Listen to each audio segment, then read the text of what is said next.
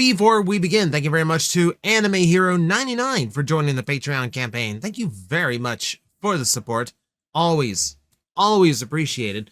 I'm going to keep this as short and sweet as possible because this is the monthly Q&A video. It's a day early because you know what comes tomorrow. So in order to not screw around with the schedule too much, it's either going to come a day early or a day late. I decided a day early because I might do something with the rest of the week after the first. But for now, we have a lot to get through. So I have water to keep my voice going. I have soda to keep me awake. We are going to rip through 144 questions / comments. So bear with me. It's always a long video. Treat it like a podcast. Now, if you have a question yourself, then by all means, you can leave it in the comments below as long as you follow all of the main rules, and you should know them by now. One question per person. If I think you are multiplying your questions, I will start deleting accounts from this channel. And I will just not answer you from now on. I'm trying to be fair to everybody. Make them short, punchy questions. Like don't make me go through entire years worth of toys or talk about an entire cast of characters off the top of my head. Bam, bam, bam, because we're trying to get through as fast as possible. Don't ask me about the topics that never work out. Gundam, Gun Megatron, etc.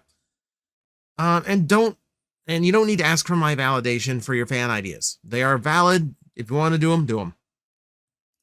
So, all that said, let us begin. Ultra Primal Fan got one in at the last minute. Would you want to see a story where Optimus Prime goes IDW 1.0 Megatron's arc, but in verse? Basically just how the war turned Megatron from revolution to a warlord. Imagine Optimus, where the effects of war slowly made him more ruthless, paranoid, and tyrannical. I imagine something similar to Injustice Superman. See, what you're describing is not Optimus Prime. Like, I know there's Injustice Superman and all that, but I don't know, like, what you're also describing feels just like they would be doing Shattered Glass Optimus Prime, but in like a main canon universe. Like it would be paramount to seeing like proper Superman turn evil. Like you couldn't imagine it. Like I don't like seeing my heroes treated as villains, especially like even if they're doing it like this. No, I'm not a fan of that. I wouldn't mind like alternate universe if you want to make that like a take on Nova Prime or something, but as far as just Optimus goes, I'd rather see him as a hero. When you talked about Legends class recently, you mentioned how Cyberverse brought back the playset, but from then to now, has there been any toy line, not just Transformers, that had success with playsets and released more than one set? So in modern toy lines, no, there really aren't a lot of play sets. And that's largely because retailers do not want to dedicate the shelf space it requires to stock them. They would rather have like 10 to 12 products taking up the space that just one product took up. So yes, it is very rare. Like Ninja Turtles will do a play set or two every series they come out with, at least as long as it's a major series. Really the only play sets you see anymore would be for like the toy cars and Micro Machines, etc., etc. Nothing really for like action figures anymore outside of like retro things. You know, the He-Man Origins line had quite a few. You know, they had a Gray Skull, they had a Snake Mountain. So really it's basically just become a collector's thing. So Starsaber, when written correctly, is known for his heroism and the fact he has adopted a human child. And the manga adaptation for Victory, Death Source also had adapted a human child. So given the series exists and focus on Starsaber, Death Source 2 should Death Source still have his adopted child as a parallel to Starsaber is more impactful? Starsaber is the only one who adopts a human child. And I've been loving your content. Can't wait for day 2005. It is the day 2005. It is a long way off. We are it's at least a year off at this point, because I think we're somewhere around 1,650 daily videos. I don't know if I'm gonna make it another year, to be honest. You'll probably notice by some of the topics I kind of burn through fumes some weeks. But as far as this question goes, I I actually kind of like that, not only because it gives Jean someone to parallel off of, but also because it shows the difference in how they raise the kid. And I think that could actually exemplify Star Saber as a good father figure even more than just seeing him as the only Transformer with a son. So actually like the idea of Deathsaurus having a counterpart to Jean. That actually works for me. This is going to be a fun video down your mini series in the future. How do you think the Transformers could be incorporated into the MCU if Marvel held onto the story rights for Transformers? How would it change the story? So I will admit there is a request sitting in my to-do list.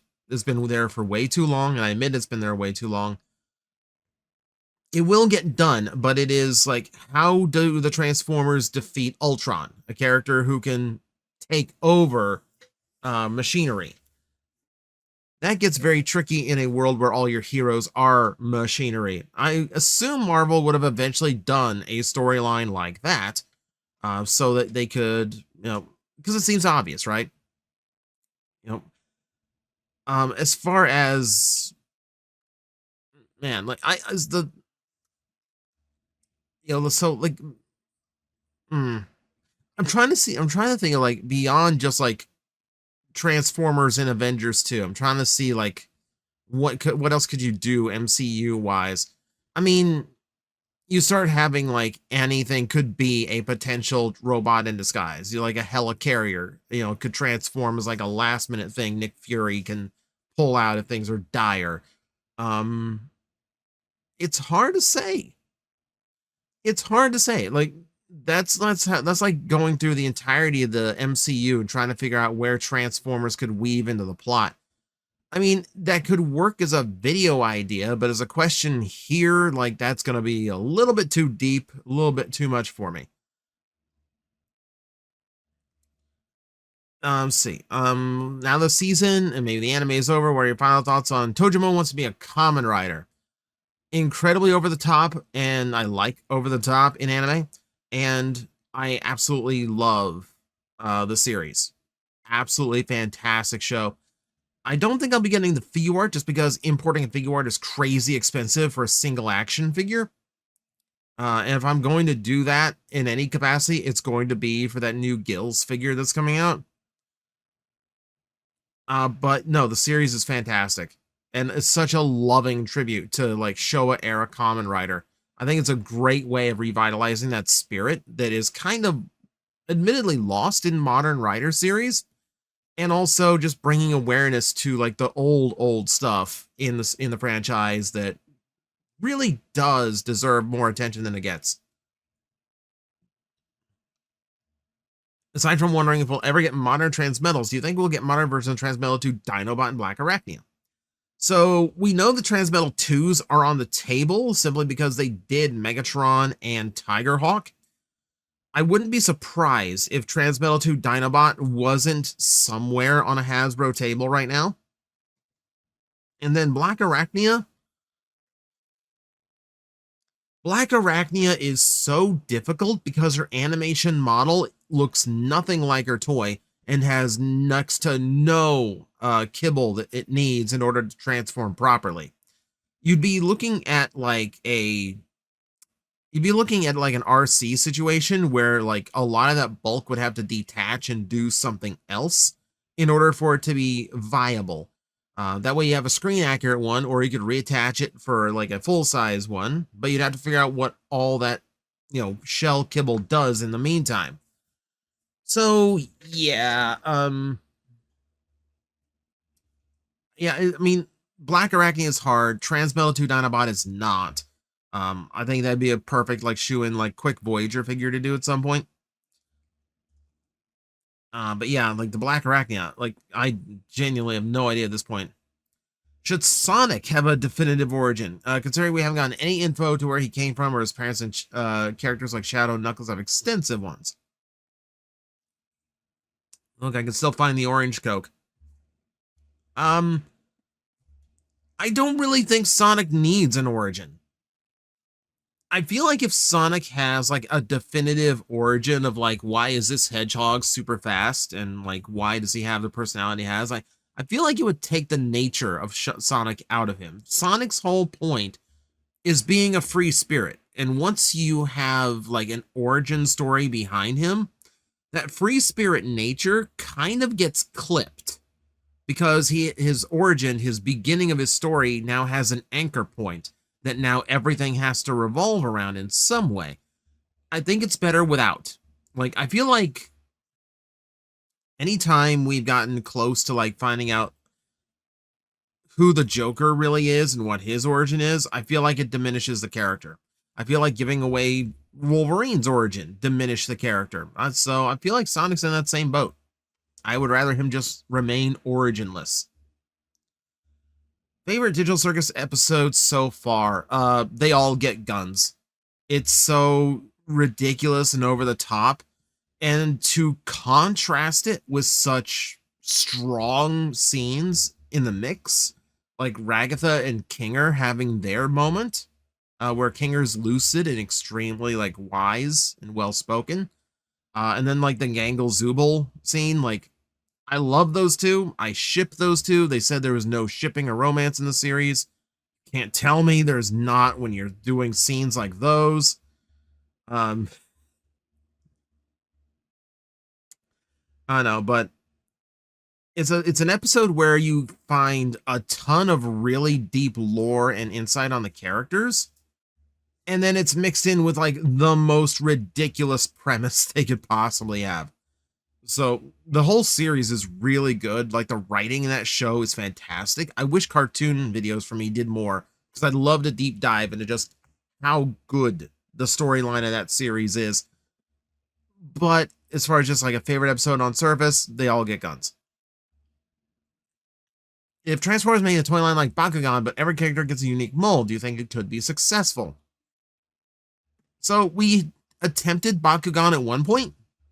That Bakugan was, let's be honest here. Transformers has done a Bakugan style toy line several times.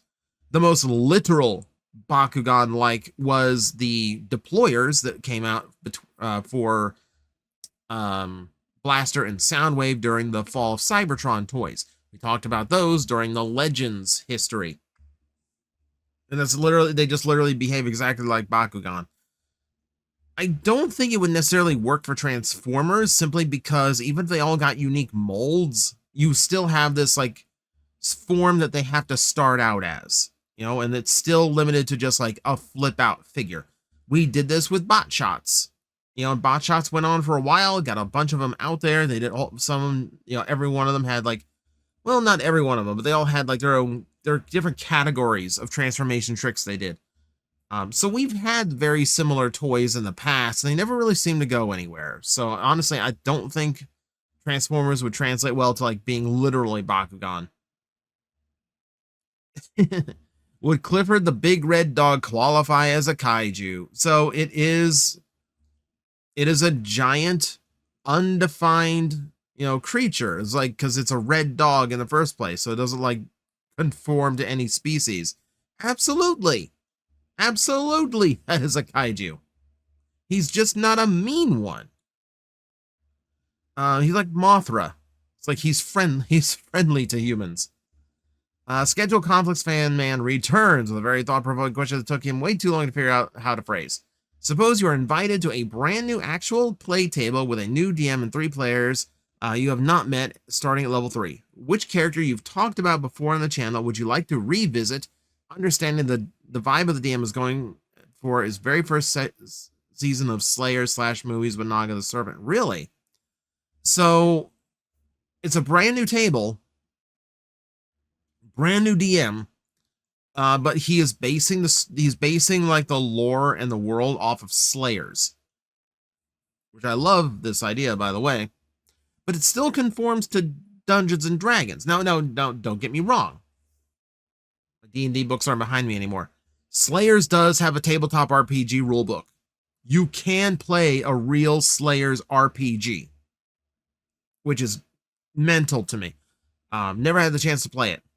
But if we're assuming this is D&D just based on Slayers, The one I've always wanted to bring back is Mirari, the one who was pretending to be a bard when in reality he was a druid, because the storyline revolving around him really was meant to scale between like the low levels all the way up to level 20. And the way I had to work him in, just because like I kept having to hop tables to play as the character, he started off at level 9, which meant he didn't have nearly enough time to really explore what the point of him was supposed to be. So if I was going to revisit a character, I usually do a new character for every table, but if I'm going to revisit one I've already talked about, it'd be Mirari. Do you think they'll ever continue the transforming game consoles? I'd like to get a GameCube, Transform, a classic NES Soundwave, cassette cartridges.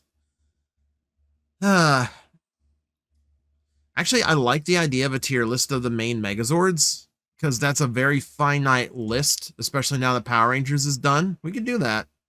We can do that, penciling that in. Then we have to decide what counts as a main Megazord. I assume the first one they got in the season. I would love to see a continuation, but I don't think they ever will. So keep in mind, the reason we got PlayStation Optimus Prime is because Nintendo is extremely protective of their IPs, and they have very, very strict rules to them. They have the companies that they trust. They don't really want anything going to anybody else right now. So otherwise, we probably would have gotten a Super Nintendo Optimus Prime, because that's the proper counterpart to a Mega Drive Megatron. I would love to see that. I don't think it's ever going to happen, unfortunately. That's mostly on just Nintendo being super cautious. When giving your overall judgment on a line, what is more important to you, the reception of the toy line or how well the figures in it selling, or maybe something else? I asked mainly about the Transformers lines, but could be any other toy lines as well. So, it is hard to determine between the two. See, me as a toy fan, I would put the reception and the overall quality of the toy line more important than anything. Okay, let's put it this way.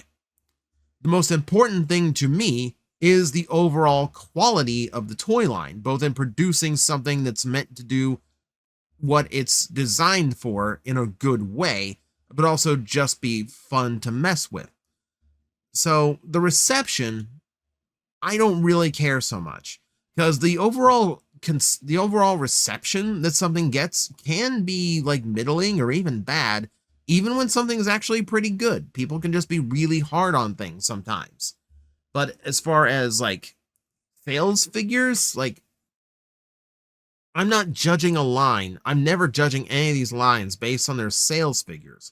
To do that, I would have to come from a business standpoint, in which case, absolutely, the only thing I would care about is how well the figure sold.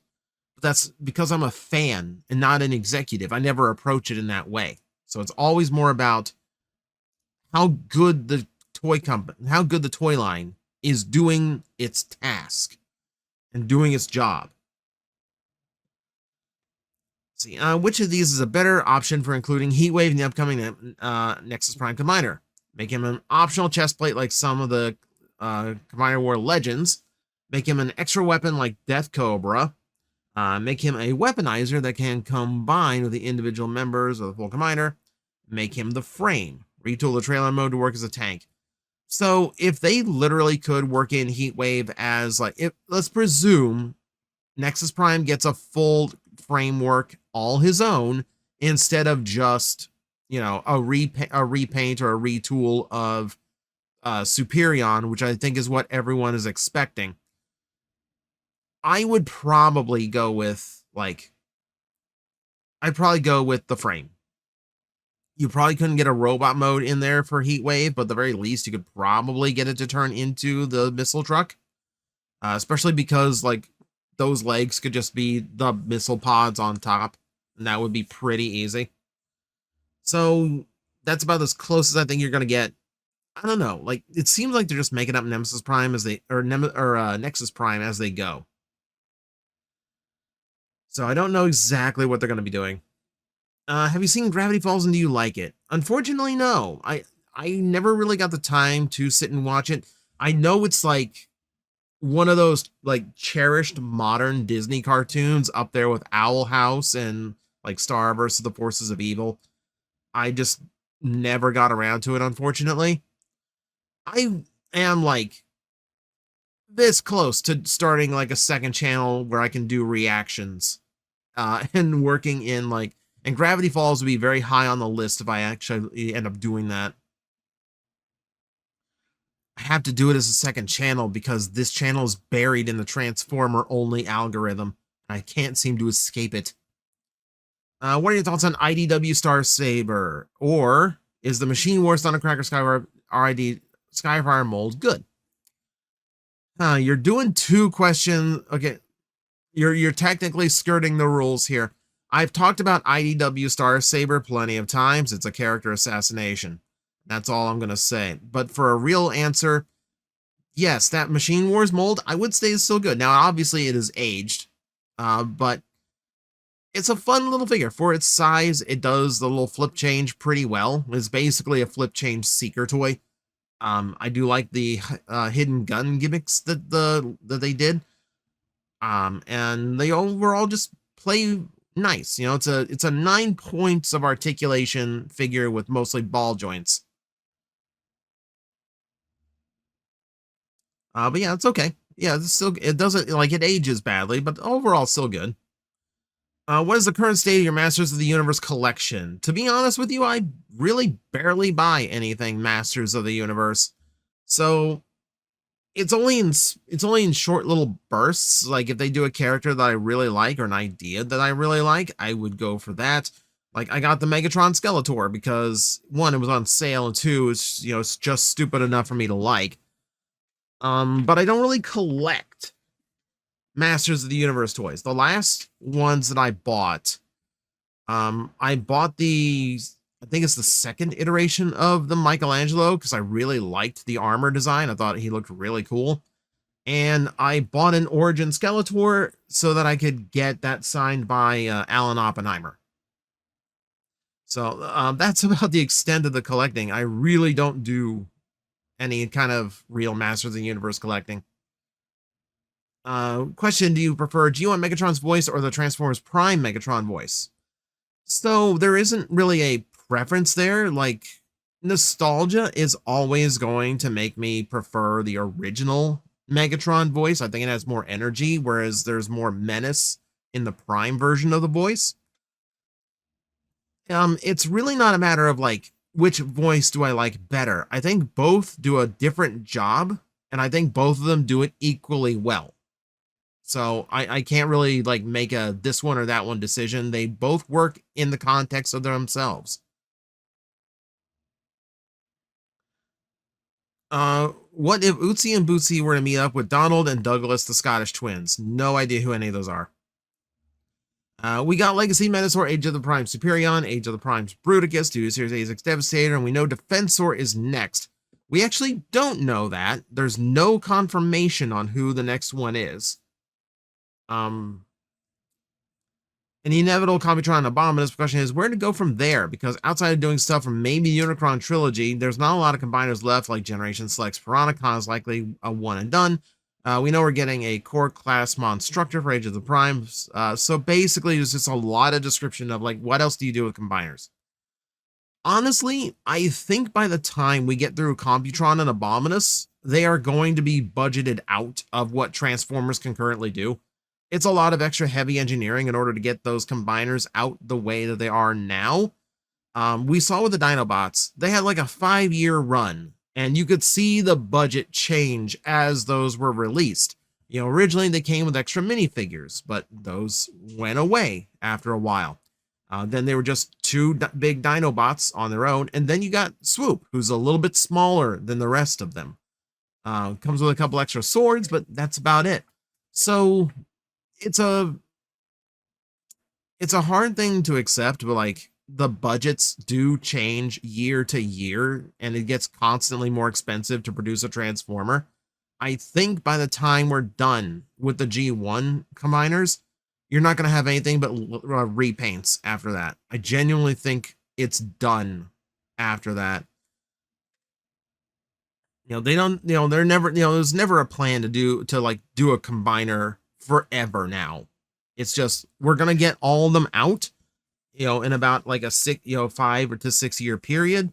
And then that's probably going to be it. And they'll move on to something else, because at that point, pretty much have definitive combiners. You don't really have to re-explore them. Is there an explanation as to why Hasbro does not re-release old animated toys? Potentially, they're not sure of like the viability of animated as a reissue line. It also might just be a simple fact of they don't know where the molds are. And that's really the solid truth of it. Hasbro has thousands of toy molds in warehouses across China and Vietnam. They don't exactly know where each and every single one of them is. If any of them are in deep storage, then they're just not available at all under any circumstance. So it's more likely that they just do not know where they are, or they don't know if they're viable or not anymore. So that's probably it. It's a mundane answer, but it's probably true. Do you think a new line of Micromasters minicons are a viable strategy to make a jump in point for the newer fans that don't have or don't want to spend ludicrous amounts of money on new Transformers? I think Micromasters and minicons are just way too small for that. Like, they don't give you a proper feel, and they do not give you a proper feel for the play pattern. They're just too small to work in the articulation or the complex transformations or engineering. So no. You need something core or basic class size at the very least. Also, they tried Micromasters and Siege. They didn't work. And you're asking more than one question at a time. I'm ignoring you from now on. Which Galvatron style combiner works better, Galvatronus or Grand Galvatron? I think I prefer the Grand Galvatron on that one. It's weird and goofy, but I kind of like it. Galvatron being like the head of the Cyclonus combiner is always a weird choice to me. That's always a demented choice. If you could bring back one of these lines, which would you pick? Alternators, bot shots, Cyberverse, bot shots, activators. Thank you for actually doing content celebrating Beast Wars anniversary this year, doing a hell of a lot more than Hasbro. There's more stuff we'll do for the Beast Wars anniversary stuff as the year keeps going, but like Hasbro looks like they're doing a little bit. See, out of those, I can tell you, for some reason, I think you really want me to say bot shots. Honestly, I would love to see them take another swing at alternators. Like full size, like 1/24 scale cars, modern, like actual license and modern engineering behind them. They've gotten a lot better at figuring out where things go in a transformer. Like that big, like having internal space inside the vehicle used to be like a really big deterrent because it just complicated the engineering so much. These days, we have like Dark of the Moon Sideswipe, who's a convertible, and it works. So I really feel like they could do a lot more of alternators now than they did then. What crossovers do you think are still needed for Transformers? We just talked about the Nintendo one. I really wish Nintendo would cooperate. As for other crossovers, like the one hill I will die on is like I genuinely do not understand why Transformers Power Rangers doesn't exist. I mean, give me a Megazord. Hasbro did like an inexpensive small scale Megazord. Just give me that in Dinobot colors. Give me Volcanicus run in Power Ranger colors. This is not a hard concept. That's the biggest, most obvious one. I really think it is, because like, yeah, it just makes too much sense. I don't know why they never did it. Whenever you'd get into customizing a figure, not asking if you do a new custom immediately, just when the time's right, does the idea character or the mold come first for you? So, funny enough, sometimes it's really just availability. Like if I see a toy on a toy aisle and I see it for like a super cheap price where I don't mind potentially destroying it if I get this paint job wrong. If I, in that regard, I actually do, I look at it and go like, okay, well, what could this be? You know, like that's where the inspiration comes from. Sometimes it is like a color scheme or a particular version of a character I would love to revisit. Like I did, like the last custom I did was the Earth Spark. Always gonna get those two crossed. The Earth Spark Megatron Deluxe, and in Transmetal 1 Megatron colors. And that is a color scheme I've applied to several Megatrons over the years because I just think it's a really, really cool looking Megatron. So that was just like me finding the right figure at the right time to do that one in particular. I don't think there's any like one particular point where it starts because any one of those could inspire a custom.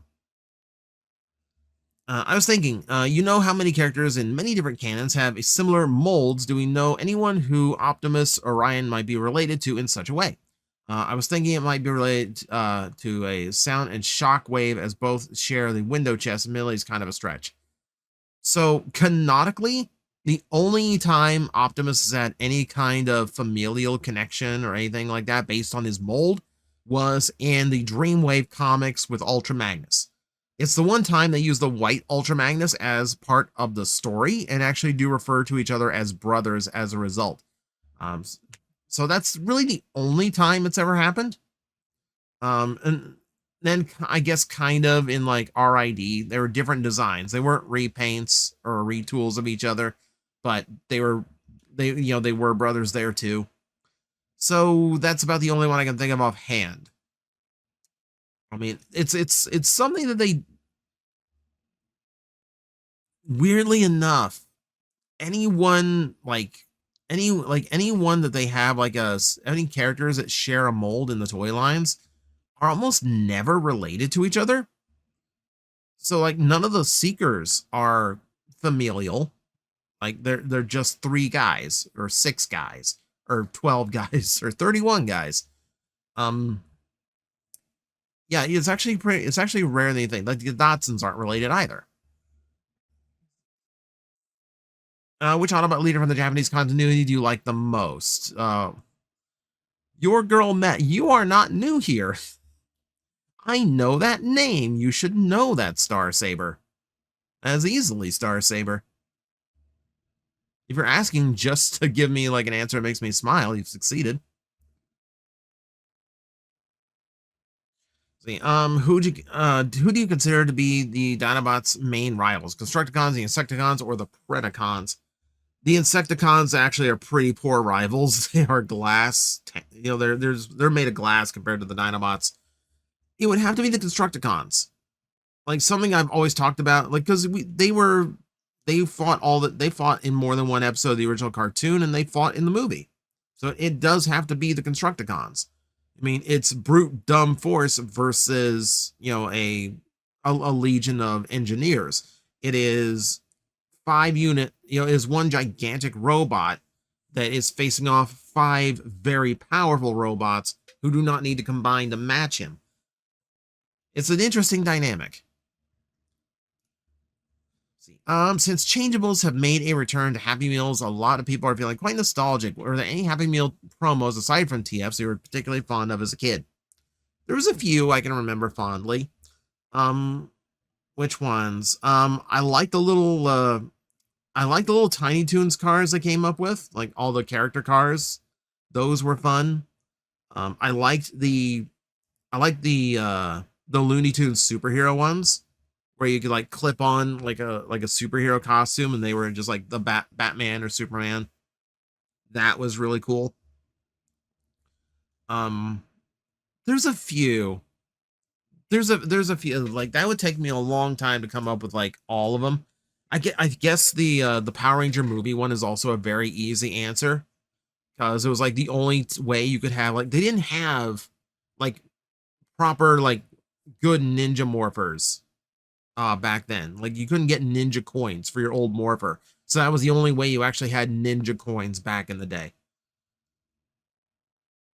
Considering that Udon is currently doing a comic adaptation for the Mega Man X series, when it comes to doing the issues based on X5 through 7, Do you think they'll do anything to change the plot for better, considering that those plots were not fondly remembered?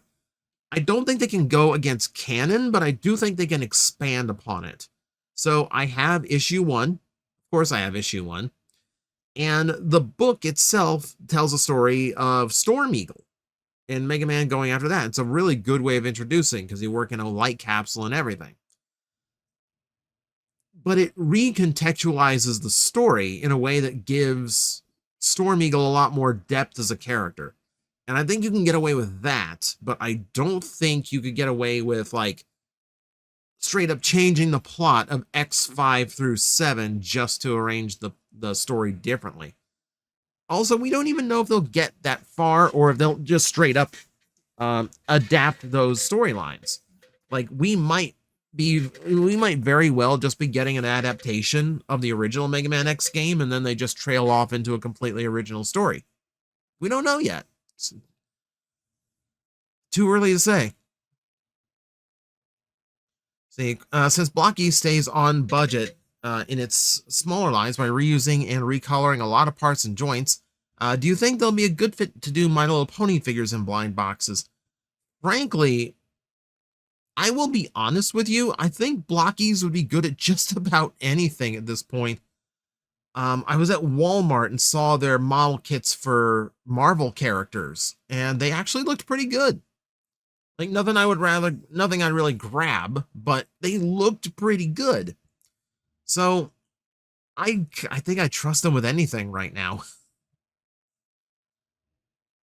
Yeah, how do you feel about most of the 13 Primes being antagonists led by the Fallen and new end of the G1 Universe manga, and Unicron being a protagonist with the Dark Amber Leo Prime? That is some Transformer Legends insanity that would be fun to read as like an alternate universe thing. It's weird to think of the 13 Primes all as villains. I could picture, I mean, because obviously the Fallen, but also, like, if I'm looking over at my list, Onyx Prime you could get away with as a villain since he was Shockwave in one of the stories. You could get away with Liege Maximo, obviously. Even like Quintus Prime has been malevolent in some stories for him. So I think some of them you depict as a villain. I don't see like all 13 or like even like the majority of the 13 being villainous, but you could have like a group of 5 and get away with that as a story. I think 13, I mean, most of the 13, I assume you like exclude like at the very least Prima, Vector Prime, and Alpha Trion, like the characters whose moralities are very, very much set in stone. Anyone beyond that, I think you're in for a rough. Anyone beyond that, I think, is open season. And I think if you do any more than, I think if you do all 10 of those, that'd just be overwhelming because they're like demigod level characters. Like keep it to like 5 at the most. But still, more ways to use than 13. Which Decepticon group do you want to have more representation? I asked because I wish we could see more of the 6 Clan. That's hard to say. I mean, the 6 Clan's interesting. Last I checked, a lot of the 6 Clan are also Autobots. But if I'm going with like, man, I'm trying to think here. I'm trying to think here. There's a lot of groups in the Decepticons that kind of get to the side just because, you know, they're the villain groups. They're there for the Autobots to beat up. You know, you could start talking about, you know, like Terrorcons. Like, why do the Terrorcons exist when they seem to be Dinobots but more inefficient? You could talk about that. You could talk about who else is a good one? This is a good one. I mean, like, even Insecticons don't have a lot of modern depictions. Like, they're just mostly just bugs to get wiped out these days. There's a lot. There's a lot. I'm not quite sure who I would have picked. The 6 Clan would be neat, though. If only so we get 6 Shot back in the mix. What is your favorite Transformers book that is a visual guide or encyclopedia, not a comic book? I mean, the Covenant of Primus has, like, the vast majority of the information that gets used now. If I was just going by like what makes for a good encyclopedia, it's that one. As far as like visual guide, man, there have been multiple like character profile books done um over the years. A name of one specific one kind of escapes me at the moment, but really, like, I don't have like beyond like Covenant of Primus, I don't have anything like really strong to recommend. All of them have their own benefits. Do you want like the more modern ones obviously reflect the characters, how they are closer to now. Or if you want to go to the ones that Marvel released, you get something more true to the original depictions. It kind of depends on what you're after. Do you feel scared to play with Transformers of your higher end figures? Not necessarily because of the fragility issue, but just because they're so pricey, if something were to happen, you wouldn't be able to justify the price of a second time to replace it. Yes, absolutely. I acknowledge I have some incredibly cool figures that are on display that are basically just statues that I transformed a couple of times and then decided I don't want to risk this anymore. Masterpiece falls into that regard a lot. It's weirdly enough, I don't feel that same like thing for third party. It's expensive, but like I just kind of go at it, and if it breaks, it breaks. So what? I guess just because I don't have like the reverence to those that I do for like the real Transformers. But no, there's absolutely a lot of toys where I'm like, I can never afford to replace this. It has to stay right here.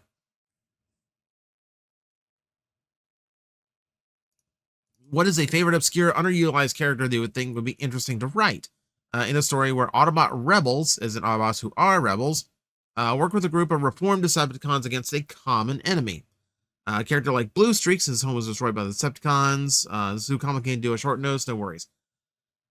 So, for me, like,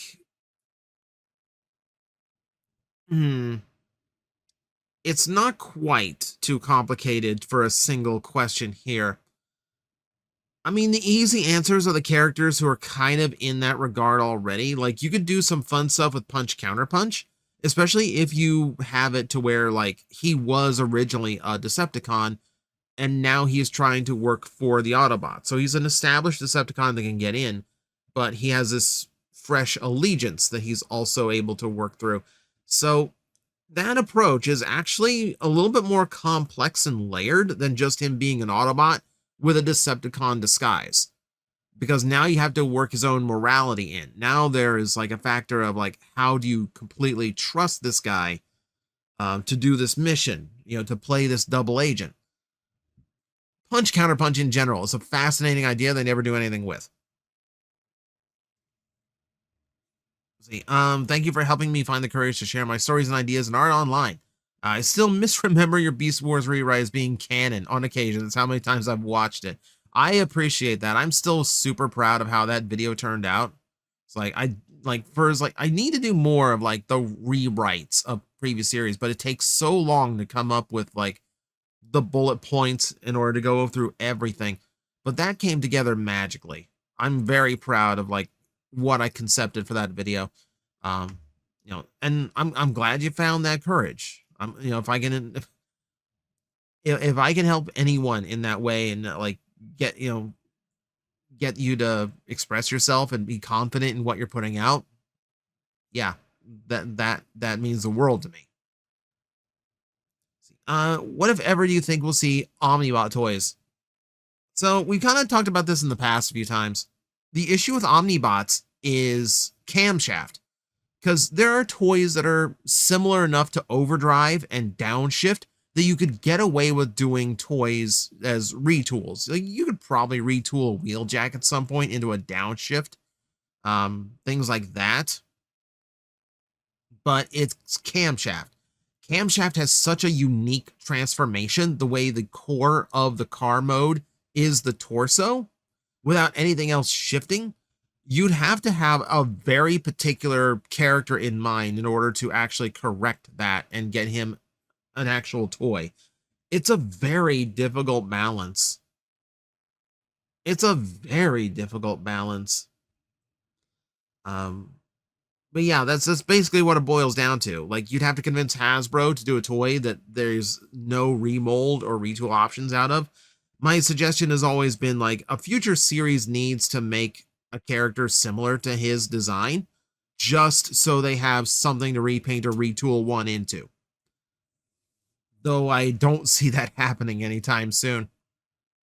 Which legendary Pokemon can defeat Fatalis in a one-on-one fight? It's a very different power scale we're talking about here.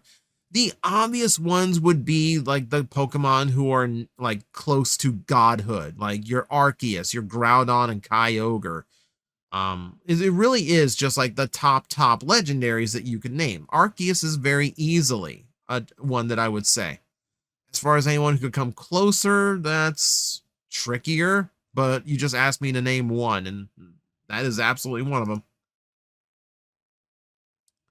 What versions of Optimus Prime and Megatron do you think should get modern figures next? I hope we get their TF Prime designs, as they are awesome and have plenty of reuses like Mech Nemesis Prime, Ultra Magnus for Optimus, Unicron armor.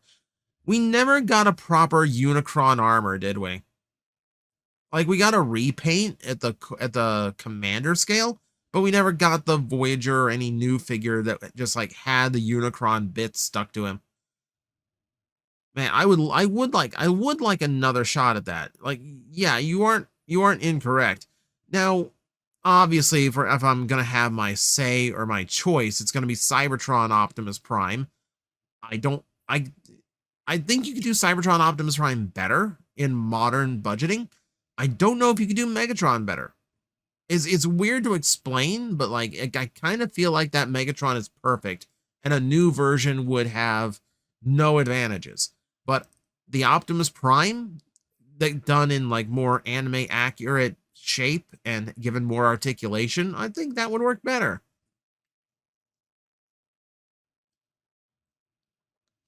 That's a hard one to go through, but you are right. Transformers Prime is another one that would be fantastic to see a redo of. We've redone most Optimus and Megatrons. Like, we're doing animated Megatron. I know that, or at least we should be. With Blockies bringing out Dinobot Desertion set on their models, they have to add Prime, Wheeljack, and Skywarp to it. Do you think it would make more sense to be all Dinobots instead? Not necessarily, because frankly, like, I like that set because the Dinobots in the metallic silver and gold look really, really cool, but you're out of Dinobots at that point. The only way to do that would have been to do the Dinobots again in different colors, like just, okay, all 5 beast mode, all 5 robot mode, but that isn't how they do their wave assortments. So you wouldn't really get the assortment they are after.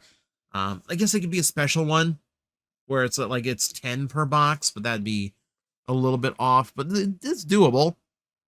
That's more doable. Yeah, I'm not. Yeah, like I like adding a little bit of variety, and the character, like, well, I was gonna say the characters make sense because it's Prime who's always had issues with Grimlock. It's Wheeljack who created them. Skywarp's a little weird. Skywarp's a little weird. How do you feel about the dinosaur Transformers getting realistic feathered designs? Also hope your Kane plush is doing well. I don't have a Kane plush. Wait, what Kane plush? I don't have a Kane plush. I have like I have what? I have this. I have a little vinyl. But I don't have his plush. Hang on, gotta put him back. So the thing with the thing with the dinosaur characters in this fiction is a lot of them are very iconic in the way their beast modes look. Yes, they are inaccurate. A G1 Grimlock is going to be upright the way we originally thought a T-Rex stood, not the horizontal stance that we now know it to have. So those you're probably never going to see. As far as like how I feel about them, I really wouldn't mind. Like, In general, I don't mind the idea of like updating dinosaur looks to be a lot more accurate to how we know they were now. Uh, just to get those inaccurate ones out of the mix and out of like the public consciousness. Also, it's just an excuse to redo like some of your cooler sets and characters. I'd absolutely be down for that. Keep in mind, if they redid Magmatron with what we know of like the Quetzalcoatlus now, you'd probably never get him made. It'd be too big to be just his head. Probably a little too late. Nope. You're right on time. Do you think Super Sentai never did a planet solar system based team because Sailor Moon has the market dominated and don't want to mess with that, and that's why the closest thing we got was Q Ranger? Keep in mind, Saint Seiya exists. So Q Ranger was directly doing the exact same thing as Saint Seiya, basing everyone off of constellations. So they aren't worried about like aping somebody else's idea, per se. I don't think it's necessarily something they were just ever interested in, you know? I can't really like read the design team's minds, so I can't tell you exactly why they never did it, but it's definitely not because they were worried about ripping off Sailor Moon. Are there any recurring Transformer characters they would like to see given a largely different take on their design and portrayal? Not a permanent change, but just something unique in what Prime did with Soundwave. So I could say that there are characters that I feel are a little bit stale, and I wouldn't mind seeing them go on a little bit of a reimagining. The trick is like I can't really come up with that on my own. So characters, the only one, like the ones that come to mind are ones that we've kind of discussed in the past. Like I think Sunstreaker absolutely needs something like that to push him away from Bumblebee. Otherwise, we're never going to get Sunstreaker in any fiction again. I feel the same way about like who else is a good example? Like Ironhide.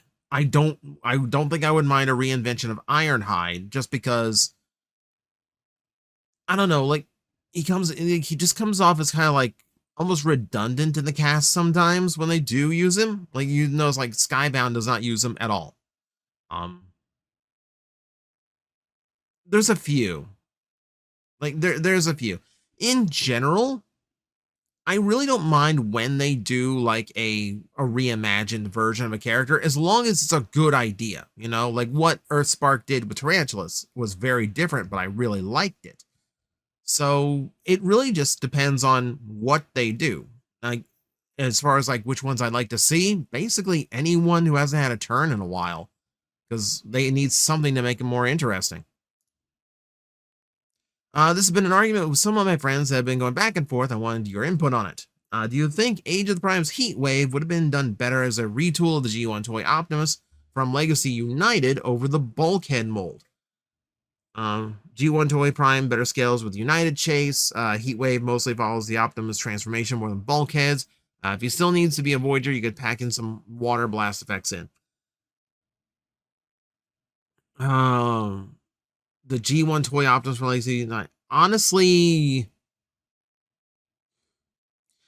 it comes down to the fact that like I understand that like toy and design wise they scale better, but when you're putting them into a more, you know, let's not say more realistic, a less cartoony line, a fire truck needs to be bigger than a standard car.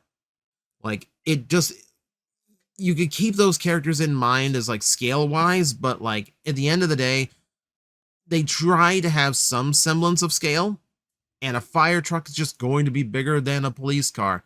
I understand that's not how it goes in the Rescue Bots show, but it does make sense, you know? I do really like that Bulkhead toy as Heat Wave. It does do a few things differently. You could probably have ironed those out, but for the most part, I don't think that G1 Toy Optimus is a good fit for that character. Mostly just because it's just lacking the bulk I need it to have to be Heat Wave. Let's see, is there another problem with there is another problem with the frame system, that being RID 2001 Ruination. Ruination uses Scramble City in the show. That means there would have to be alternate modes for the limbs. That made Rudica's legs and arms bots, vice versa. Of course, that happens. The leg version of the Vortex could be remolded into leg iterations of the aerial bot arm, which could help the limbs for both Min and Nemesis Prime. What do you think of this idea? I don't think they're going to care. I know he scramble cities in the cartoon. They're not going to care. They're just going to reuse that toy. They're just going to repaint it, and it's going to be Ruination. That's really the long and short of it. I feel like new versions of all of them just to do the opposite Scramble City idea is way overkill. I also am not entirely sure how you would get that tank brawl to work as an arm.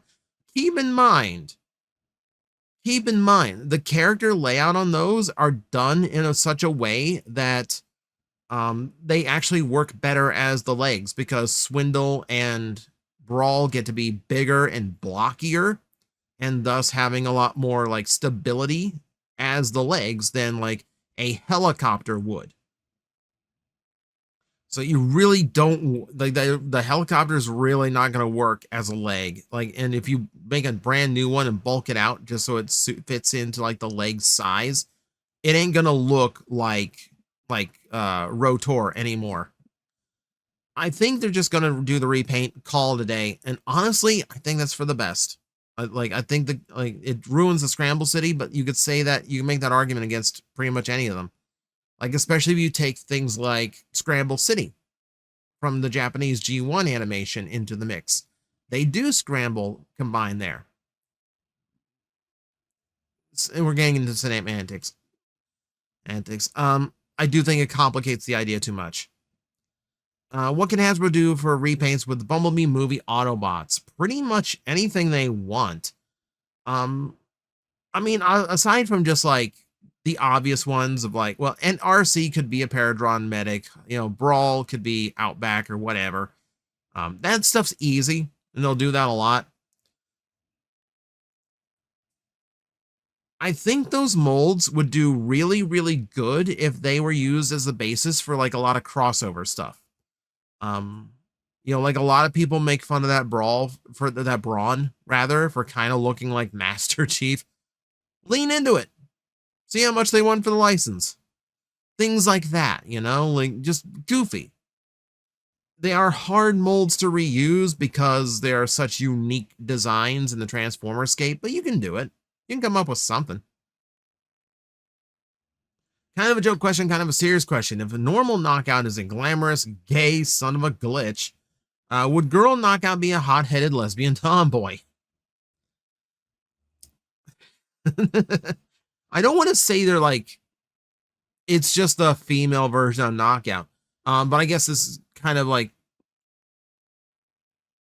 yeah, I guess it's kind of like, what do you expect? I don't think it would be like a total inversion of the personality. Like the tomboy nature would definitely like come across, but I don't think a female knockout would be hot-headed. I think a female knockout would be, I mean, I think they would mostly be being like the tomboy. I think they'd be a lot more carefree than knockout tends to be. Because knockout is like very egomaniacal. So someone who is like tomboy and just kind of like roughhouses and takes risks and all that doesn't care if their paint gets scratched up, basically. I feel like that is more on the mark. It's a funny idea, though. That just oh my god. That would make female break it. That'd make female breakdown just like this just like this massive bulk of a woman. And I know people into that. What is your favorite Siege Sideswipe variant? I think the easiest one to go with is probably Gigawatt, because it's literally just like the ideal, right? Like it's just the iconic vehicle of the 80s that everyone wanted to have as a Transformer, and here it is, and they actually did a really, really good job on it. Like, I find no issue with that figure whatsoever. I mean, if we're going with just like basic stuff, you know, like nothing that's like terribly remolded or anything like that, probably the G2 style. I like the G2 colors. Where's the caveman? Probably in the cave. See this? This is a troll. This is a troll who knows what to do here and is blatantly flaunting it, that he is not following the rules. This person is not going to be allowed to post on my channel after this video. Let's see, don't think Metro Pixel work as a HasLab. He has to be a Titan. There is a repaint you can get out of him, and that's Metro Titan. This is not a question, but I will go ahead and answer this. Just because he's a HasLab does not mean he isn't going to be a Titan. He might be a bit smaller than what the Titan Fortress Maximus is, and that's probably for the best. I think Fort Max should be taller than Metroplex, because that's how it worked in the original cartoon. But I do think that the Metro Titan repaint of him is not only too obscure, it really doesn't change a whole lot of the toy, honestly. It adds some blue and red in the mix, but ultimately it doesn't really change a lot. So I don't think it's necessary to factor in Metro Titan. Keep in mind, the original Metroplex never did Metro. Well, I mean, like the modern one, the modern generations one. That one never did Metro Titan because it's obscure to the point where I don't think anyone would be purchasing it. How come the Decepticons don't have their own Minibots team? They do. They're called cassette bots. Yeah, I'm aware of sounding cassette bots, but I don't know if they really could be considered mini-bots. They aren't considered mini-bots, they're considered cassette bots. They're two very different, like, styles of Transformer, but they live in the same sphere. So, like, that really is the counterpart you're looking for. For female Transformers that got a toy, you actually forgot Minerva from Master Force 8, which predates them all. You're right. I tend to do that. So it's very difficult. Okay, so wait. Counterpoint. No, wait, no. I'm missing this one again.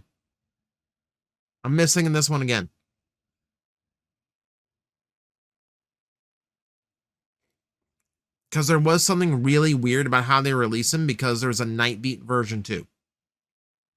I couldn't remember if it was Nightbeat Minerva version or Minerva Nightbeat version. The thing I meant to say is, like, the first female Transformer in America. That was the phrase that I missed. Let's see, what are your thoughts for Megatron being a Cybertronian cannon like G1 Galvatron that can be manned by Starscream, Soundwave, even etc.? I mean, that does get him a weaponized alternate mode, and that does get around him. Like, it still lets him be a weapon, but not a gun. The only issue with that is going to be, that's Galvatron's thing, you know? Galvatron is the cannon guy. So, like, where is, like, the importance of Galvatron? Like, where is Galvatron's alt mode, and what do you do with him if Megatron is a cannon? That's like that would be the only thing. That would be my only issue there. I'm not against the idea. And hey, if we were in that, like, Unicron trilogy era where we just repaint Megatron into Galvatron, that's definitely a solution you could have gone with. Would you like to see a Seeker be like Armada Starscream that is now new version of Starscream? I wouldn't mind. So, like, we talked about this with, like, reinventions and previous question. No, I wouldn't mind seeing, like, a reinvention of, like, what a Seeker could be, and then making the Starscream, then trailing off into the others. No, I don't mind when they, like, redo the Seekers. Like, that is a design that's, like, kind of tired. So I really don't mind when they mix it up a little bit. See how the another Riders from Zeo have a monstrous appearance. Do you think another Rider version of Kamen Rider Shin would look more like a traditional Kamen Rider? That's an interesting way to look about it. the way I look at it, the way I look about it, I would think Shin would become even more monstrous. You know how like Kuga was full on kaiju? I think Shin would go even farther into that. I think he wouldn't even look like a common rider anymore. I think he'd look like something Godzilla fought. Like that's the direction I would go on him. Just make him even more monstrous. DJ, you need to choose. Cover the whole of KISS players with visuals on the channel, or all of your toys, current and new, you buy in the future automatically turn into gold and clear plastic. What have you done to me? So here's the thing. If I have to choose between those, I have to choose the gold and clear plastic, even though it means, because here's the thing. That would mean I could never buy a toy again, because I know it's just going to break on me within a few months. But if I covered KISS players with visuals on the channel, I would lose my channel, my income, my job, and potentially get arrested for the things that I'm putting out into the public. Now, here's the thing. I could still cover the whole of KISS players. You never said I couldn't censor the visuals. And I have covered KISS players while censoring the visuals. Thank you very much. You have to remember, like, the gross stuff of KISS players is really only like 3 or 4 shock moments in the manga that are really nasty and disgusting. But after the manga, everything in KISS players just levels out and becomes pretty mundane. They got through that shock period pretty quick, all things considered. So honestly, if I could just censor the visuals of the manga and just like cover it, the whole thing on the channel, which I have, I could do that. I'd be more willing to do that. If Playmates made toys out of the 6 Kaiju Zords and Mighty Morphin Power Rangers Godzilla comics, with the main 5 able to combine in a Kaiju Megazord, would you buy them? All depends on how well they're made. So I saw the Kaiju Rangers in person finally, and I'll be honest, I think they look kind of crap. Like they look like they would be. It looks like they would be very, very cheap. It looks like they would be very cheap. So if the potential Megazord was done the same way, yeah, like I probably would skip it. It just depends on how well it's made. That's all it comes down to. Now that we're a bit into TJTV re-uploads, have you had your opinions shown in the first 9 episodes changed in the years since? Any shows you feel are better or worse than what you made out for the episode? So, not in particular. Like, those shows have been around a long time by the time I covered them. So I've had plenty of time to just kind of like evaluate them and figure out what I feel about them. I might have gained a little bit more love for Mortal Kombat Defenders of the Realm. I might have been a little bit harsh on that one. But like the first 9 includes things like Chuck Norris Karate Commandos, which is horrifically stupid and mildly racist as a show. Tattoo Teenage Alien Fighters from Beverly Hills, which is always going to be horrible. Dino Saucers, still really good. I've gotten to rewatch some of those episodes because it's in rotation on the TV at the shop. Yeah, for the most part, I pretty much hold to those opinions. I think that's pretty much bang on still. Now, if we get into later ones, that might change. How come there were never any vehicle or quadrupedal headmasters, where the vehicle or a beast became the head rather than a humanoid or any headmaster combiners? I asked this because I recently got G1 Skull Cruncher, no head. I was like, hey, looks like there's a combiner port. So I went home, tried both my RD roll bar and my Ripper Snap, and they both fit, but not securely. So Eldritch Chaos, they did do this. There are headmasters that turn into beasts, but they are only sold in Japan, and they were extremely expensive now because they are very rare pieces.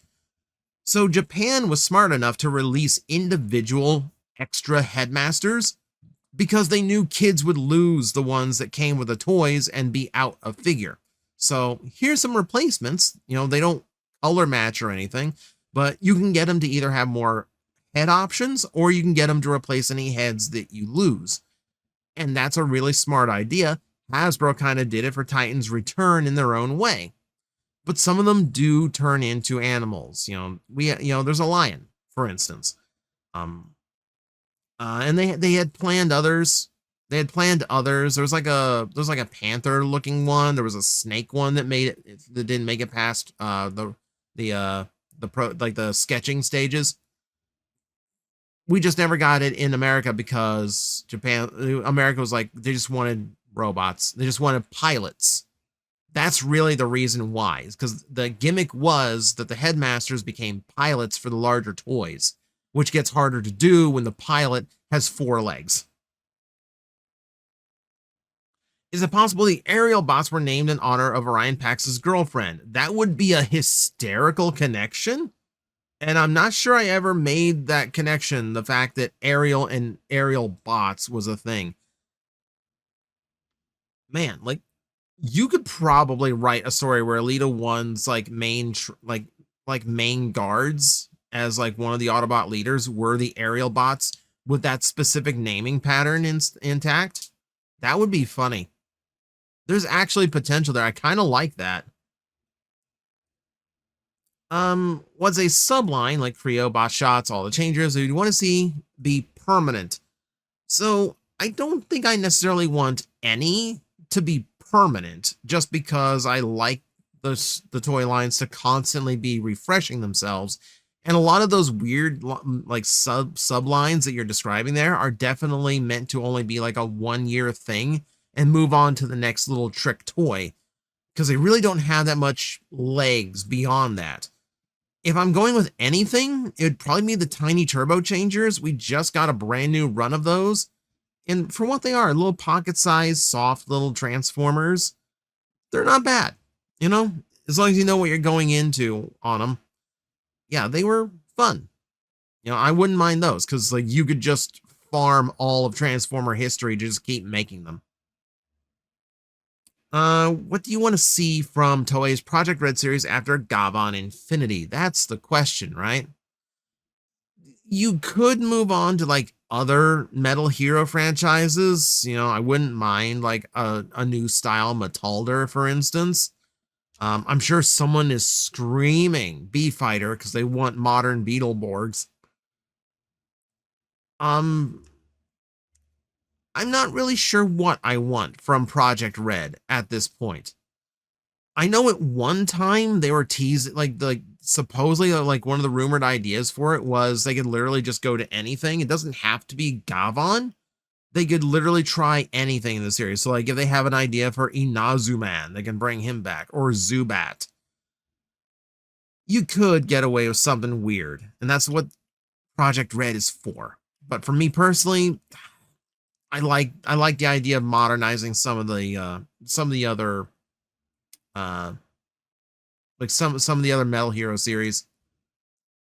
Like Metalder would be different, because Metalder deals in like genuine robotic characters. Metalder would actually offer a completely different vibe from Kamen Rider, and that's, I think, what you need. See, what do you think of the big 4 of the Autobots would be? The Decepticons have definitive groups of Megatron, Starscream, Soundwave, and Shockwave, but for the Autobots, it gets Nebulous after Optimus and Bumblebee. Personally, I would say Ratchet and RC take the last 2 spots. What do you think?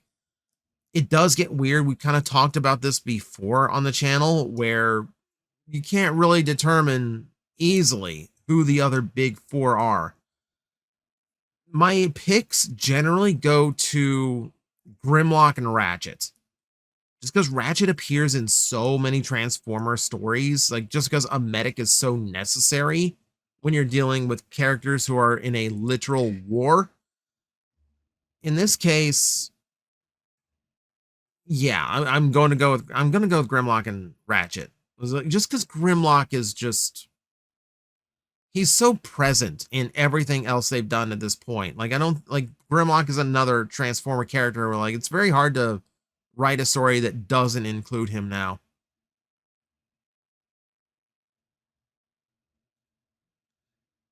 Sorry, I'm weirdly distracted. It's hard for me to explain why I'm distracted right now. I'm just distracted. Sorry about that.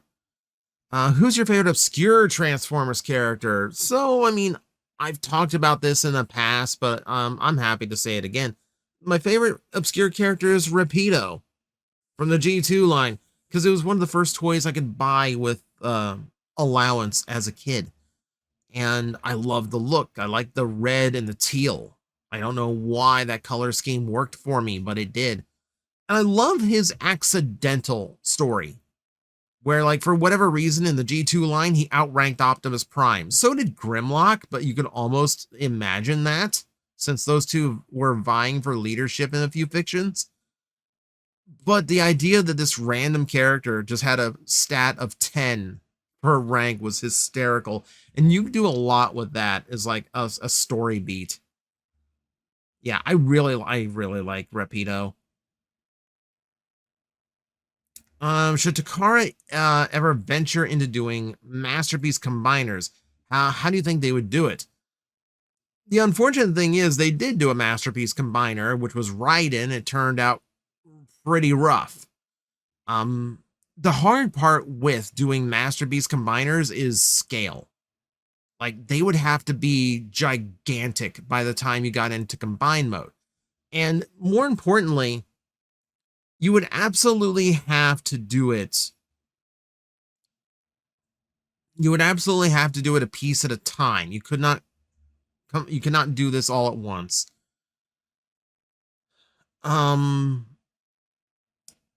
Which that does mean you have to have a combiner where people would care about each and every individual member.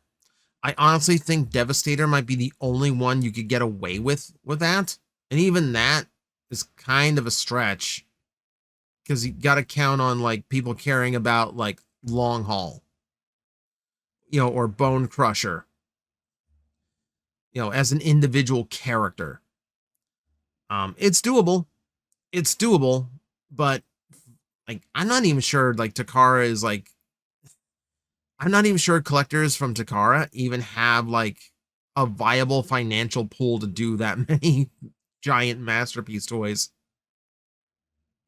A lot of Kamen Rider series have done some form of a giant robot upgrade that only gets used once or twice. Do you think we need a Kamen Rider whose final upgrade is the giant robot, or would that overlap too much with Super Sentai?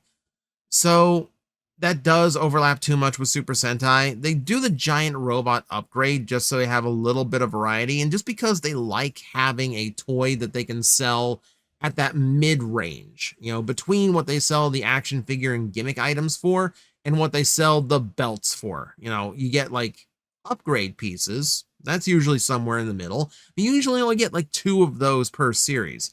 So the big robot gives them something else of like a midpoint toy.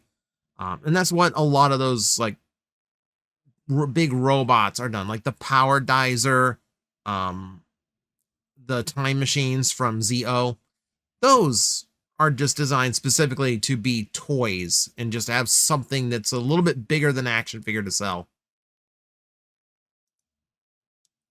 What franchises you think would do great if received a series that was like Batman Beyond, as in having a legacy character in an older stage of life training the new generation? This has been done a lot.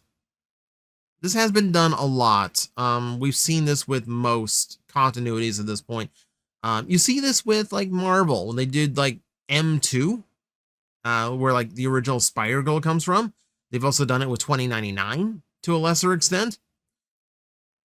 And I really wouldn't mind seeing that. Like, they're going to do like an animated series. I wouldn't mind a Spider-Man 2099 in the least. I would love to see that.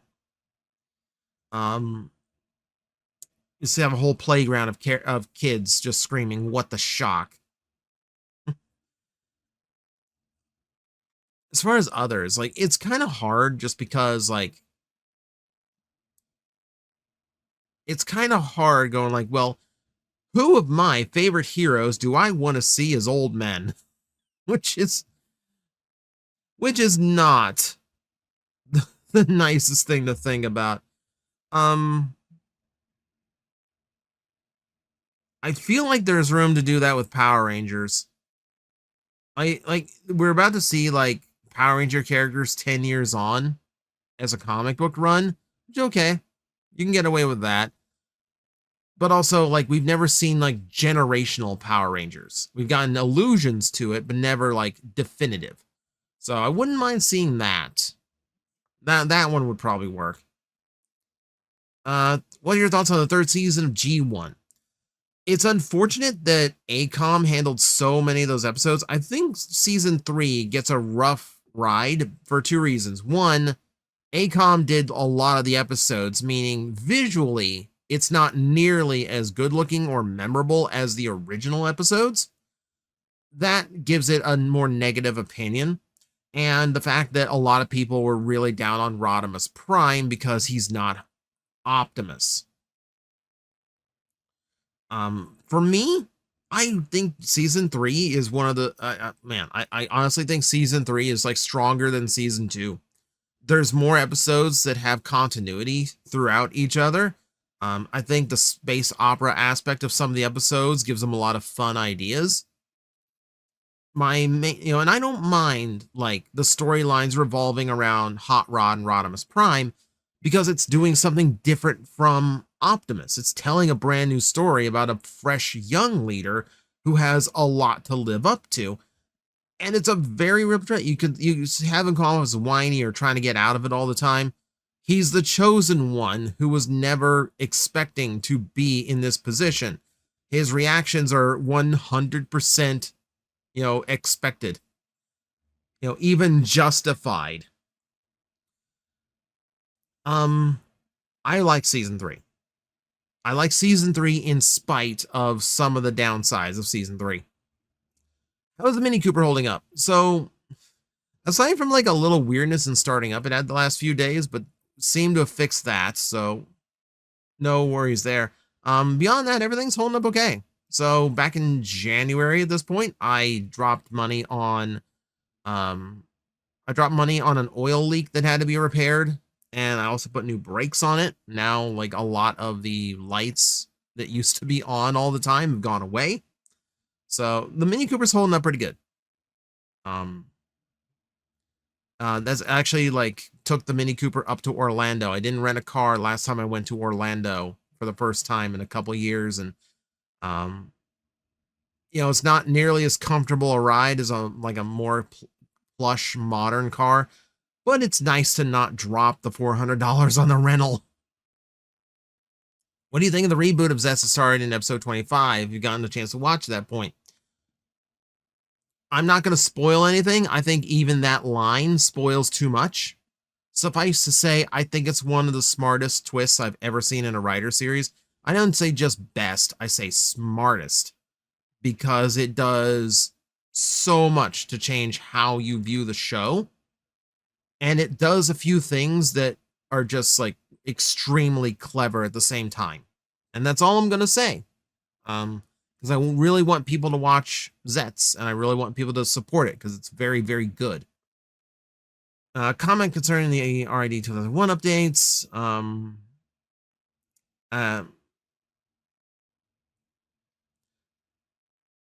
So Walter, like, I am kind of surprised the Spy Changers haven't gotten anything yet. Not only because they have so many repaints they could do, but they could really just share parts with each other, especially internal parts, and no one would care. I think it's just the fact that like they would need a smaller size scale, and they really don't want to do a smaller size scale anymore. Would you be opposed to a Voltron in the style of skeleton combiners to replicate the main gimmick of the Voltron Force, where the lions could switch around, where the other lion being the main line rather than the black? So the problem with that is like you run into the Predacon problem, where like if you look at third party and official Predacons in Transformers, you hit the same issue. Is that the center mass needs to being the same size as everyone else in order to accomplish that gimmick does lead you to have a very weird looking design where like the arms and legs are way bulkier than this scrawny little core piece. We saw that with Fall of Cybertron Bruticus during Generations. It's a really ugly combiner as a result. I don't like the idea. I mean, on paper, I love the idea because it gives you so much more variety on your Voltron. but I also think that it visually doesn't work.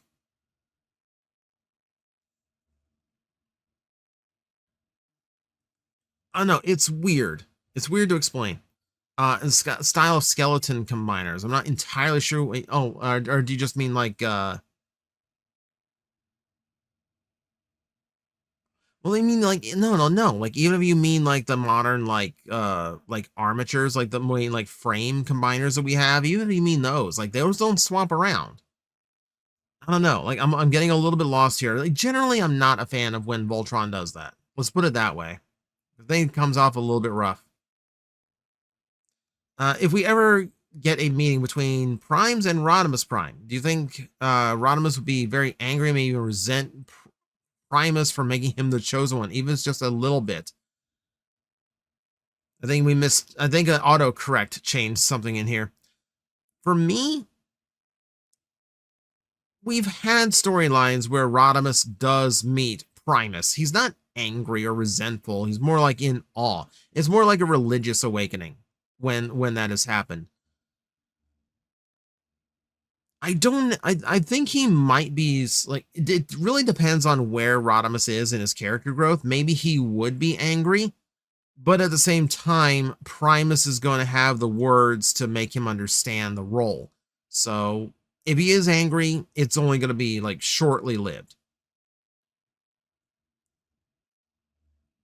How should Hasbro move beyond G1? By fast tracking the G1 updates, then moving on and sprinkling in a reissue to every wave, or by giving one other continuities space in the main line with a continued focus on G1, like now. If you prefer the first option, because that would mean they would get to a weirder and wonderful era of late G1, maybe G2 sooner. It's difficult because you're never going to move beyond G1 because G1 sells. Nostalgia sells, especially in the toy aisles right now. You're always going to have G1 somewhere in the Transformer mix. It's just a matter of how it's presented and the new twists they come up with to keep the toys interesting. At some point, we need to do a video examining what you do now that so many characters have definitive versions, you know? Like, what do you do for, since we just talked about them, what do you do with Hot Rod? The Studio Series 86 that they did for him is next to perfect. I would take the translucent plastic out so it stands up to time better. But that toy is really doing nothing wrong, especially if you have the more than meets the eye version where the colors are corrected. Yeah, like I genuinely don't see where they go from there. But they will eventually do a new Hot Rod toy in G1 style. It's just a matter of how,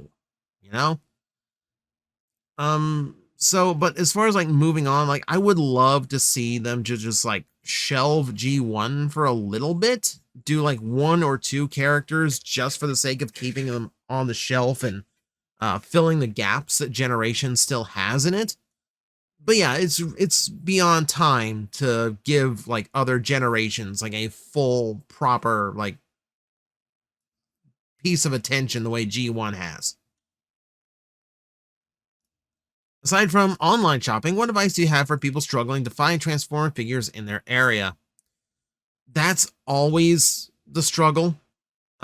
Really, like, online shopping really is the answer there. Like, going to places like Entertainment Earth that you can see in the description below, where anything you order off of my link helps to support the channel. Haha. Easy plug. So, as far as distribution, like if you want to find it in your area, my suggestion would be to go to your favorite Transformer website, like TFW 2005, for instance. They do have a forum specifically dedicated to sightings in each individual state in the US and for a few other countries as well. You use that in order to figure out what is popping in your area, because like there's people in like every area of the United States that is like posting on that forum when they find something new. If you want like, and that's really the only way to keep in touch with like what is currently getting released in your area. So like if you want the thrill of the hunt, if you want to find it on a store shelf yourself. You just have to pay attention. Like, pay attention to the sightings on the Transformer news sites, because generally, if you see a sighting for something, A-level Optimus Prime, for instance, give it a week or two and they'll probably show up in your stores. Or, like I said, just keep an eye on the forum, and when someone in your area posts, like, oh, I recognize that store that they just mentioned, you have your mission. Let's see, do you think I should do you think I should a friend the first 2 seasons of Transformers G1 before they watch the 86 Transformers movie? So keep in mind, the 86 Transformers movie was actually written during season 2, and during the early parts of season 2. So they didn't actually have the season 2 cast of characters to work with. You could probably get away with just showing them season 1. Like, there's barely any G2, like, there's barely any season 2 characters in the final movie. So that would be my advice. If you really just want to show them the 86 movie, just show them the 86 movie. If you want them to have some kind of context and investment in the characters, you really only need season 1. With so much untapped potential with the Junkions still remaining, in my opinion, do you think they should also transform into helicopters, jets, and such? Possibly even triple changers? Actually, yeah. Like, I could see Junkions as pretty much any vehicle that Transformers turn into. I understand the gimmick of the motorcycles, where, like, they actually ride each other into combat. That's actually a pretty good idea. But it also makes sense for a transforming race to have some variety amongst them. Not everyone wants to get ridden. Don't take that out of context. But yeah, junk helicopter, junk jets, like, you could do pretty much anything out of the Junkions. Like, if you're gonna do a triple changer, that is where I'd be completely okay with a part former. Just have him fall apart and then recombine into a different vehicle. That would be hysterical. Yeah, like, I think you get away with just about anything as a Viacon. Viacon. Why did I say Viacon? No, Junkion. How long do you think the time gap for the gimmick-centered toy lines like Cyberworld would be for them to get some generation-style representation down the line? Man, like, how long? Okay, I don't remember offhand when Rescue Bots came out, like, versus, like, when we got Chase in Legacy. I honestly, I want to say at least a decade. Like, there has to be some nostalgia built up before they do, like, a big expensive version of those characters from other toy lines. I wish it was a little bit sooner than that, but generally I don't think it is. They really should be sooner. Like for people who are following Cyberworld and just really like the designs, there absolutely should be an option that is, like, a little bit more robust in function. What are your thoughts on upgrade kits for figures? Like, should they make a good upgrade figure great, or should they make mediocre figures passable? I think upgrade kits work better when they are solving issues that the toys have. Like, they're Transformers that genuinely do have problems. If it's just a bunch of parts to fill gaps, I feel like that's a waste. If it is fixing, like, legitimate issues, like the new one that just got announced is for Studio Series 1 Alpha Trion, and it does give him, like, the cape from the movie, but it also gives him ankle tilt, and that's a pretty good thing. That's a pretty good upgrade. I feel like making a okay or bad toy good is absolutely, like, the better use of an upgrade kit. But for, like, making a good figure great, it really depends on the kit, I don't just want a bunch of extra accessories and gap fillers. It's got to do something clever. It's got to do something really good. We reviewed the Menasor upgrade set for animated Motormaster. That one was fantastic. That one absolutely blew me away. So yeah, sometimes it's situational. Which Transformer animated human villains would work as Batman villains? Yeah, like, you got the right idea. Like, Meltdown would be fun. I don't think Nanosec, like, let's be honest here. Nanosec is absolutely a Flash villain. Professor Princess would be fun too, because that's right into like Batman's wheelhouse of like characters who are like crazy and just offbeat and just went through like psychological hell, just for various reasonings. And in that case, yeah, like, and it does come close to Baby Doll. I understand that, but I like the idea. You know, I don't think she's a bad fit. Since Generations gets at least one Optimus figure per year, what do you think would be the 2027 one? I'm leaning toward Wingblade animated Optimus for the 20th anniversary, or Cybertron Optimus since uh oh, Siebenailer. Sorry, the spelling threw me off so hard that I couldn't process that for a second. Siebenailer actually fully rejoined the Transformer team. I should have thrown that into the news recap yesterday, but unfortunately, like, it didn't pop up on the TFW news feed in time. But yeah, we have Siebenailer back, so you could champion Cybertron Optimus. That is one that we know Takara has said they want to do. We know Hasbro wants to do it. It's a matter of timing. For 2007, if you can work it in as like the commander, I would hesitate to say Titan. I would hesitate to make him a Titan, because it looks like Titan is going to be taken up by the Dinobots for a long time now. So you'd have to work him in at commander level. He would have to at least equate in quality to like the Armada Optimus Prime toy they did. I could absolutely see Cybertron Optimus being next in line. Like, logically, you should jump to Energon next, but there seems to be no love for Energon in Hasbro right now. I do like the idea of Wingblade animated Optimus for the 20th anniversary, though. I like that idea.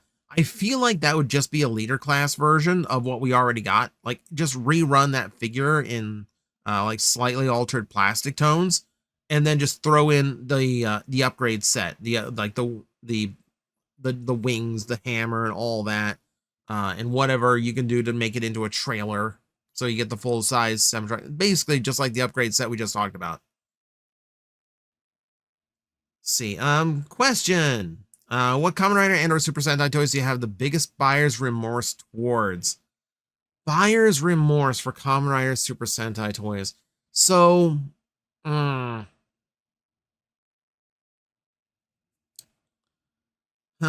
a good question. I'm trying to think, because like I don't buy a whole lot of Super Sentai toys. So like I really have to love a series if I'm going to go in for that. I think going in on the Don Brothers set, because I bought it because it was what I've been waiting for. It was a modern, like, mecha from Super Sentai that was articulated like a modern figure, finally. And that was cool. That was a really, like, toy-wise, it's cool. I didn't really like the show, though. So I now have no connection to it. It's just a neat looking toy. So that was a mistake. For Kamen Rider, honestly, like the buyer's remorse in Kamen Rider, I don't have a lot. Like, I bought the Nadeshiko belt from GameStop just because I actually could buy a Rider belt at a normal US store, and that was a fun thing to be able to say I did. But man, that belt sucks. If I'm gonna sell, like, I'm gonna sell it off at some point, and it's gonna be way cheaper. I'm gonna get next to nothing for it.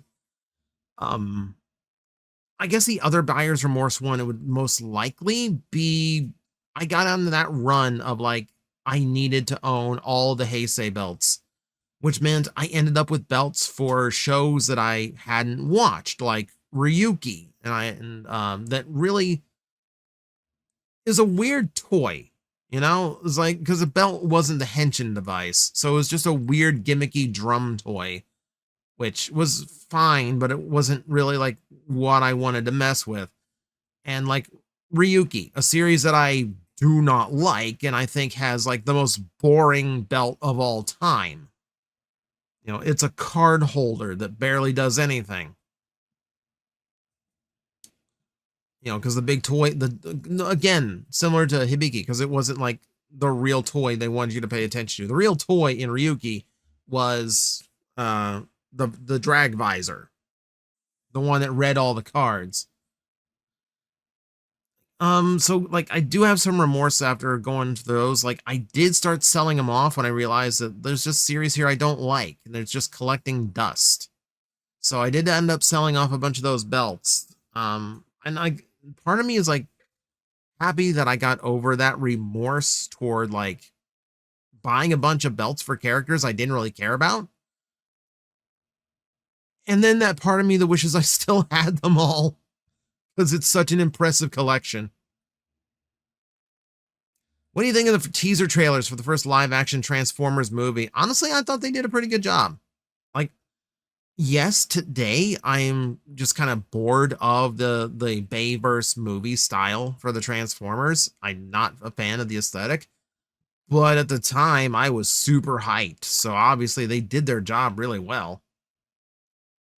If and when Super Sentai does return, how do you think they should handle the topic of legacy? As in, should they tie it into the greater franchise in some way, or just let it and the follow series be their own thing for a little while before bringing back legacy actors and the like? I think with Super Sentai, if and when you bring it back doing its own thing. I don't think you bring back veteran actors. I don't think you bring back veteran costumes and suits or even motifs. I think you start from the ground up. I think you deconstruct Super Sentai from where it ended up going. And I think you build it as a completely new series that follows the same spirit and format, but fixes all of those things that made it get really stale for audiences. You know, but I think I think like relying on the legacy when it comes back would be a mistake. I think you need to build something new. What's your most coveted piece of Transformers Lost Media? Mine would be the Indonesian dub of Auto Berserk. It was the first official Transformers media I've watched outside of 07 movie, and what opened me up to the rest of the franchise. I don't know of a whole lot of lost media that's like coveted. Like the stuff that I wish that I could still find was like the videos that people made back in the earliest days. So like there was a music video that someone had done that was set to Du Hast from Rammstein, but they were using their own like self-made CGI animation of like G2 Megatron. Like I'm kind of nostalgic for that video from time to time. Can I find it anywhere on the internet? Absolutely not. Even Internet Archive didn't have that when I looked. It's not official lost media, but it does kind of make me I kind of miss it. We don't really have a whole lot of lost media. Is the real thing here. And I can't say I have no experience with any of like the international dubs, so I can't really speak on that either. Since the Reactivate game designs exist and we already got 4 figures released from it, should the rest of the designs be released and rebranded as the next G1 Inspired Generations line? And any characters that wasn't designed should just follow the aesthetic established by the game designers. Or Hasbro should hire the game designers to complete all the pending designs. So those are really cool designs, but understand those toys themselves only sold to like the main collectors who understood that it was super weird what happened to these. When you're doing like a mass retail toy, you want it to have as much broad appeal as possible. That's just how the industry side of things works. And we can see with things like Gamer Edition, where like even doing something from a very popular game like War for Cybertron doesn't really translate to toy sales today just because the designs are cool. You know, like the Megatron and Optimus Prime are currently shelf warming in their second run at Target. The Ratchet sat in the clearance aisle at Target forever, and now Ironhide is in there forever. And you can see the slate of Studio Series toys for 2026, almost going into 2027 from computer listings.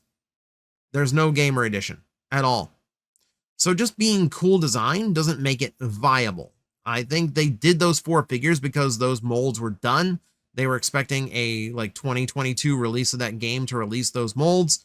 And then the game went into development hell, eventually got canceled, and they basically made those toys just to make back the money.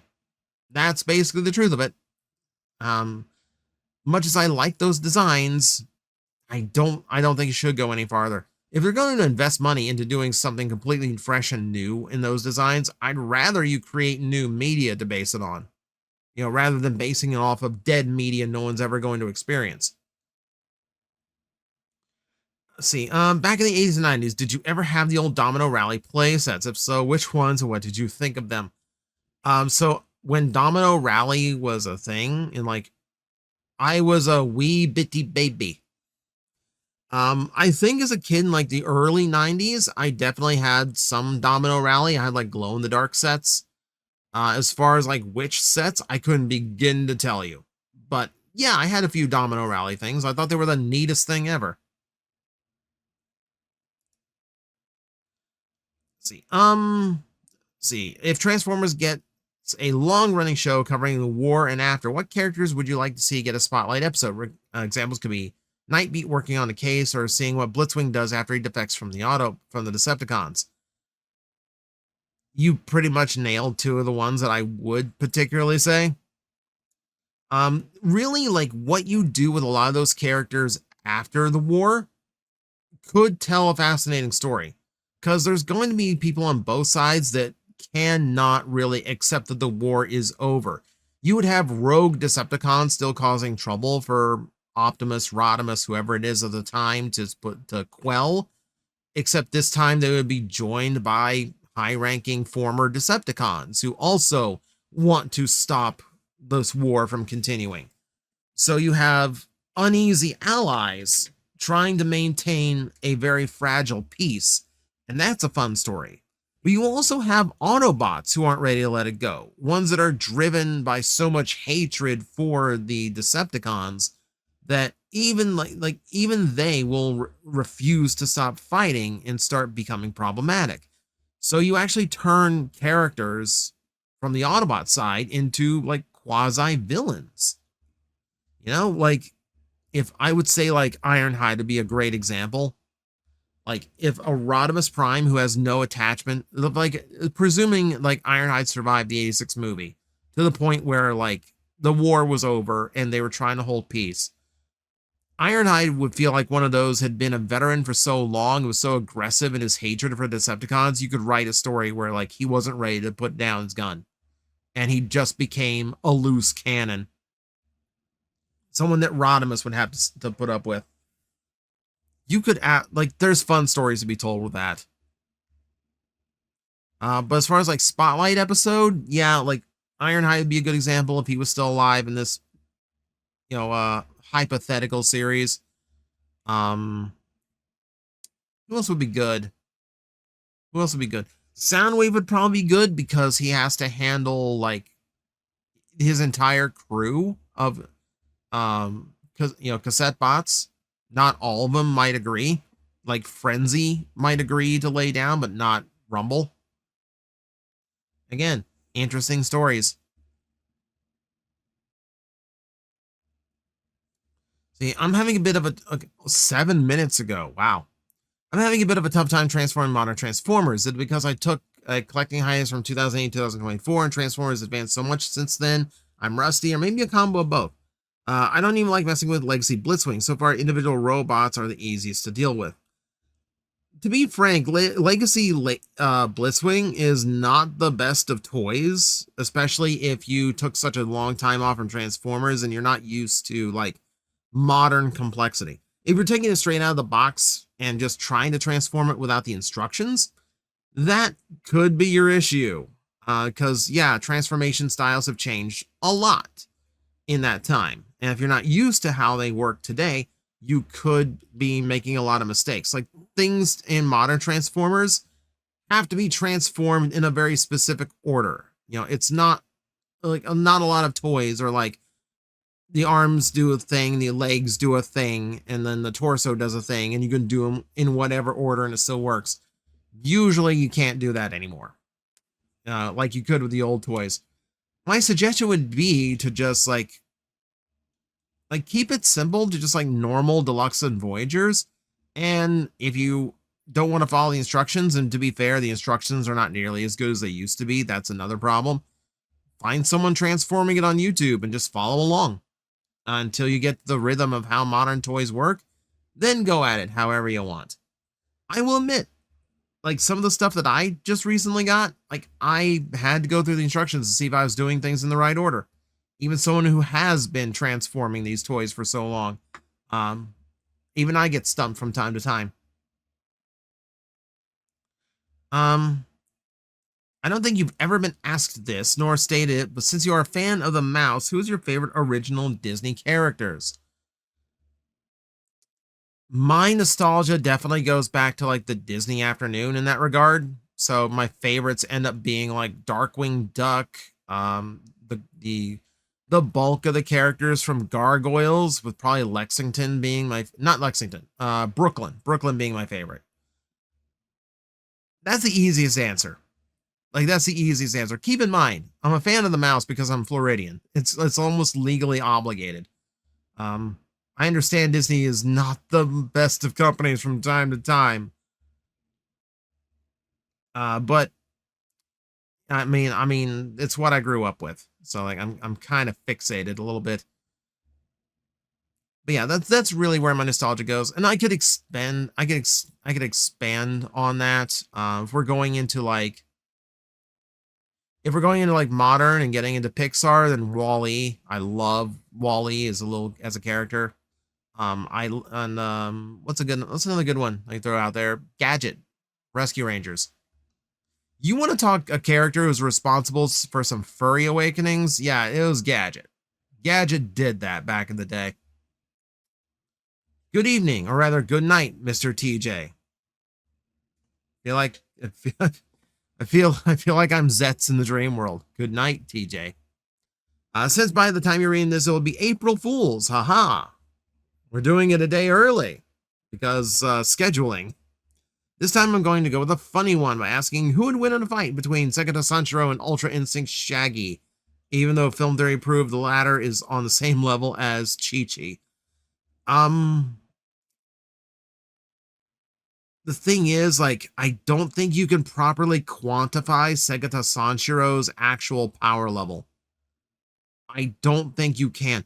Ultra Instinct Shaggy, because of the meme, still kind of works on Dragon Ball rules, whereas Segata Sanshiro is far more running on like cartoon logic, which makes him infinitely more powerful because he can kind of just do whatever the situation calls for. So yeah, I give that one to Segata Sanshiro.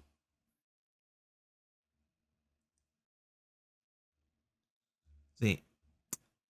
Hello, Tomasa. You won a belt and joined a new company since I saw your profile picture last.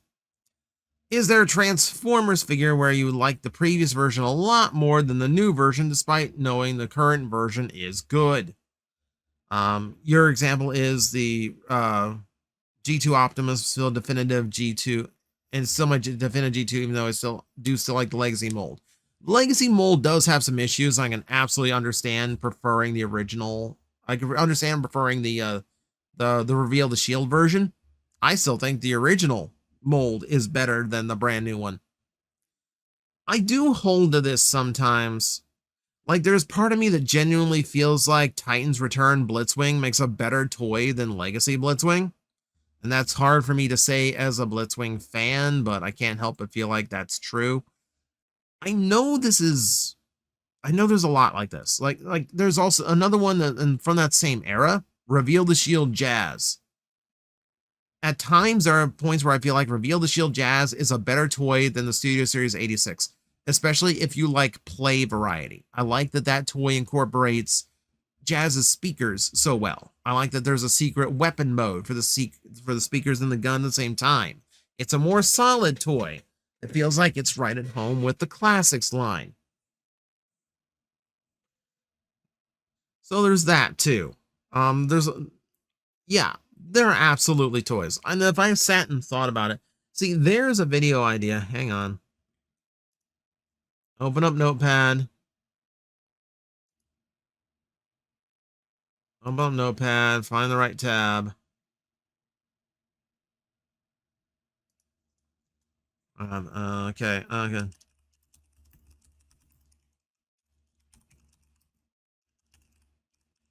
Toys with better older figures. There we go. You give one of your Transform figures to your younger self, and he gives one of his to you. What figure in your modern collection would you give, and what figure would you think your younger self would give you? Huh. Man, younger me would have shown off anything super cool, and everyone would be the envy, and then everyone wonder where it came from, and I wouldn't even be able to say anything. My parents would wonder where it came from. It's a good question. I don't necessarily know. Like, if it's younger me, like, it really just determines, like, what, like, how young we talking about? Like, do we go all the way back to when I was a kid? If I'm thinking about it now, if I'm thinking about this now, like, if I'm gonna take a toy from younger me, it'd probably be my old Skull Cruncher while it was still intact. Because that was, because like I say it a lot, it's my headmaster, and I think the torso's still floating around, but I don't think I have all the weapons anymore, and I definitely don't have the head. As far as like what I would give, that's a tough one. That's a really tough one, especially because I don't really want to give. I wouldn't give myself like anything overly complicated, because young me wouldn't be able to figure it out. There's part of me that would almost want to give him something probably from like the modern Beast collection, because I hit that period where like 1.5 years, 2 years or so of Transformers being nothing but animals and just like adamantly rejecting it. When going back and looking through, like going back and like collecting some as an adult, they end up being some of my favorite toys. And I think I would have loved those as a kid if I'd given them a real chance. So maybe like seeding that early would be the right response. Maybe I would give him like something from like my older Beast Wars toys to go like, here, someday these will be out and you will love them. Give them a shot. Do not reject this line just because, you would rather have them as like cars and jets. Give them a chance.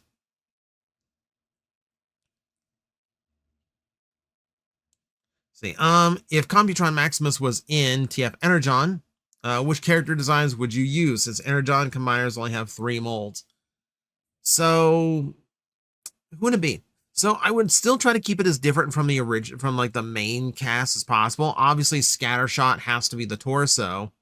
Even though that does kind of conflict with Stormjet, having 2 jets around that are largely white and red. But for the limbs, I think, for the limbs, I think I would have to go with Lightspeed and Afterburner, because those two would be so different from what we got before. Nose Cone still falls into like a tank, which conflicts with Bruticus Maximus, and then where did my brain go? Yeah, but that would conflict with Bruticus Maximus, and then if I did like a jet, that would conflict with Superion Maximus. Not to a great extent, because it's a futuristic jet rather than like a modern. But no, I think keeping it to like a motorcycle and a car and then having a flying like leader character. I think that balances well enough. I think that gives you like the variety you'd be looking for at the time. What do you think about a convoy the size of the entire vastness of space? Um, I'm not gonna help transforming it. You're on your own. Let's see, join the Kamen Rider Zets show. Good, good. Catastrophe mode reminds me of when Vegeta and Trunks couldn't get Super Saiyan 2 right, and they just way too buff. You're not wrong. It is very like Vegeta coded, especially because like that's, you know what it is? He's Broly coded. Catastrum is Broly coded, and you just made me realize that's exactly what it is. Let's see. Let's see. Yeah, it is kind of is. Uh, Due to this, I feel the need to ask if you are aware that Hasbro CEO Chris Cox stated that use of AI characters like Optimus Prime to aid in designing products. Yes, I do. Yes, I do. Now, keep in mind, like the design team for Transformers and Hasbro are still completely intact, and they're still actively hiring people. You know, we got Steven Ayler back full time, as we previously stated. So when they say they're using AI for like the earliest stages of developing these toys, it seems like it's mostly on a conceptual level, not necessarily like more or less used for inspiration. Like what a lot of people were using AI for when people, before we knew how like bad it was all around. Let's see. It is unfortunate. It is disappointing that like that is Chris Cox's opinion. Chris Cox is doing a great job of being a horrible CEO for a toy company. But that's kind of going around. It's kind of going around. I'm watching Epic collapse right now for a lot of the same stupid reasons.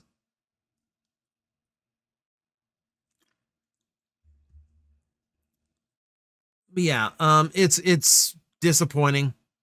It's unfortunate, but to this point, as far as we know, the toys are still very largely designed and created by humans. So as long as that's true, I will look the other way for now. See, do I think ROM should be added to the Energon universe? It really just depends on how you could use them. Honestly, like I've never been a big fan of ROM, and I really didn't care about his inclusion in IDW 1.0. I think it threw in like an extra level of like involvement in the rest of the universe into a storyline that was already doing plenty. I don't think it really added to anything. I think it just complicated it more. So I'm not huge on ROM, honestly. I think the Energon universe is doing fine right now. Like we just like very slowly seed in like some of the stuff that makes sense. And then ROM is a little bit more outside the box. So I don't know if he's I don't know if he's the right fit just yet. Favorite faction switcher figure? We do have a lot, don't we? I mean, the easy answer is probably going to be like the Commander class Jetfire, because I love the idea that like the um that the Skyfire character that I really liked as a kid got a screen accurate toy that really does say Skyfire more than Jetfire. And that is a faction switcher, so it does technically count. If we're going for like overall design, it's like overall probably Cybertron Sideways. Like that's such a hard design to compete with, and it's a really solid toy too. He didn't really work character wise as a faction switcher. If we're talking character wise, like then you're going to like Dinobot or Black Arachnia. But toy wise, probably Sideways. Do you think Hasbro has reached the limit of quality and fidelity to show accuracy in particular? Unless there's a technological leap, it's hard to see better editions of OP Soundwave. This is again something that we talked about previously here, where it feels like a lot of toys have reached their definitive state. I can't imagine a toy that does things better than 86 Optimus Prime. I really can't. I don't. I don't see this. I don't see like Soundwave, our new Seeker mold. We've got a tank Megatron who looks perfect in robot mode. We've got Rodimus, or like Hot Rod, that is so perfect they used it for a masterpiece. It's very hard to say where they go from here, because it feels like they have reached a pinnacle, and with the budget of the toys becoming more of a concern, that does mean that eventually things we like in the toys will get budgeted out. Points of articulation will not appear as often. We have, you know, Alpha Trion here without his ankles. I feel like you're going to get like slowly a degrade in their quality just to try to cut budget. Yeah, I think we've reached the limit of what can be done, honestly.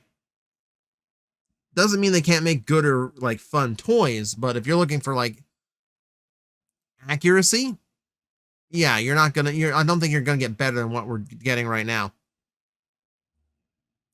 If you came to it, would you accept if they eventually tossed Megatron and Optimus Prime out for good as the main protagonists and antagonists of Transformers and completely changed the leadership for good? So it's a complete hypothetical because they will never do that. You are basically asking Spider-Man to have an entire comic book series without Spider-Man. They would come back eventually. Now, do I agree with giving Optimus Prime and Megatron a break? Absolutely. I think there's a lot of fatigue for these characters that they keep running alternate versions of. So, yeah, like you actually do have a validity there. I just don't think it would be for good. What do you think Rampage let Depth Charge kill him? Good question. Because that is like the big scene of like where like Rampage is like, do it. Just let's go the Energon shard and just do it. For a few reasons. One, he likely knows that it will kill his enemy at the same time, and he's just insane enough to let it happen. He probably has like a very Joker mentality of like, he's probably good with dying if it means Batman dies as well.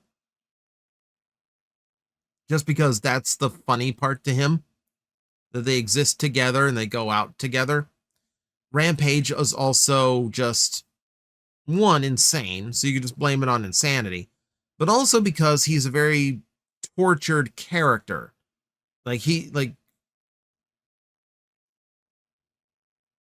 feels like a character who, like, when he knows his time is up, just do it and put me out of my misery. And like at that point, he's a slave to Megatron. Or Depth Charge has him beat.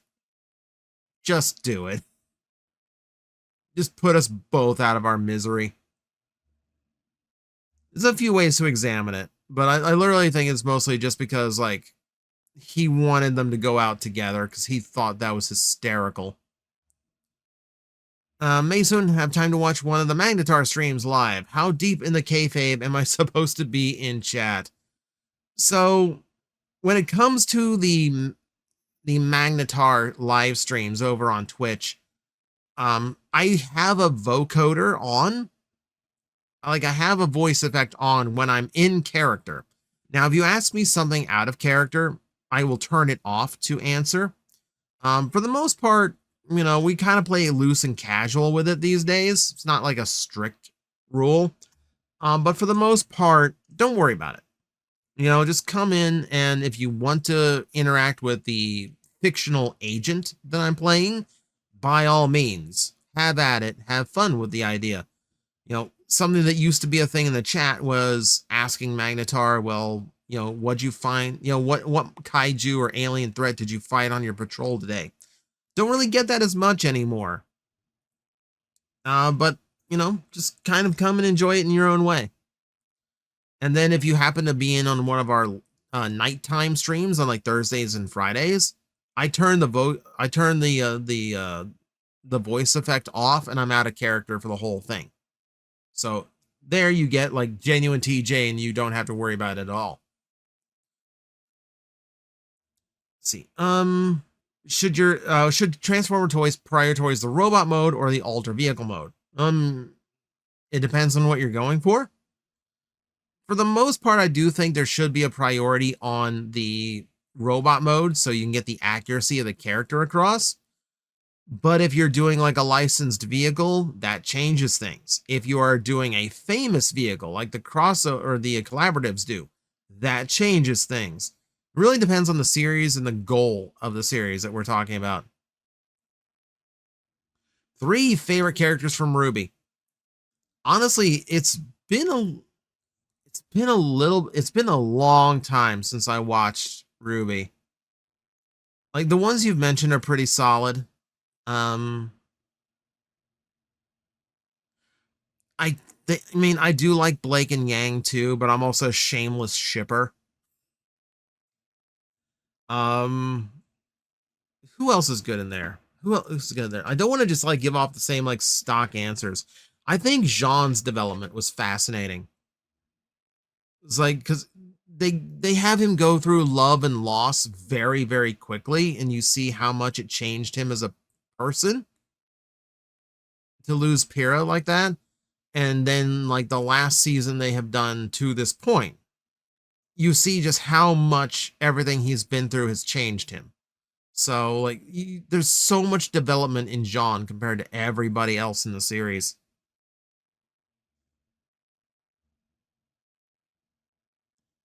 Let's see, as an artist and art director, most people agree that Derek J. White was really good. However, on one hand, when he worked on Transformers animated as an art director, the Transformers fandom viewed him as someone who had created a really unique look and interesting take on franchise concepts. Okay, hang on. There's a lot here. But when DJ Wyatt worked on Ben 10 Omniverse and had a more controversial control over its writing, the Ben 10 fandom only saw him as a hack who butchered their favorite long-running series continuously and thus viewed him in a less positive light. And even those who weren't as harsh viewed him as someone who might be a great art director but a horrendous writer, causing his story contributions with that series tend to range from bad to horrendous. So who among them is right? Who among them is wrong? Was it wrong for the Ben 10 fandom to view Derek White as a much less positive light than Transformer fans? So it's a lot to take in there. To be honest with you, I was never big on Ben 10, so I haven't seen enough to really get that particular side of this. What I would say is that Derek Wyatt was a lifelong Transformer fan. That's where his love and his passion, his knowledge were. So his contributions to Transformers were really, really special. And obviously extremely unique look. But that's in a franchise that's kind of used to its characters changing and adapting to different styles over the years. By then, we had already gone through the Beast Wars, Beast Machines, RID, all the Unicron trilogy, the live action movies. We'd run the gambit of designs and universes at that point. So coming up with a different design style, not a big deal. I could see how that would affect people in Ben 10 and maybe color their opinion of him as a writer. But no, like for all I know, since I don't know Ben 10, I can't say for sure, but for all I know, the criticism is completely valid. I don't hear things about Ben 10 Omniverse as much as I do other seasons. So there could be a validity to that. I genuinely don't know. I'd have to watch all of Ben 10 in order to really give you that perspective. I do know like Mysteries Inc. turned out better. I don't know how much story responsibility he had in that one, but it really just kind of feels like Cartoon Network really liked his performance in animated, gave him Ben 10 to work on, and it just might not have been a passion for him. Like it's a cool series to work on, but he's not going to be invested in it like he was Transformers.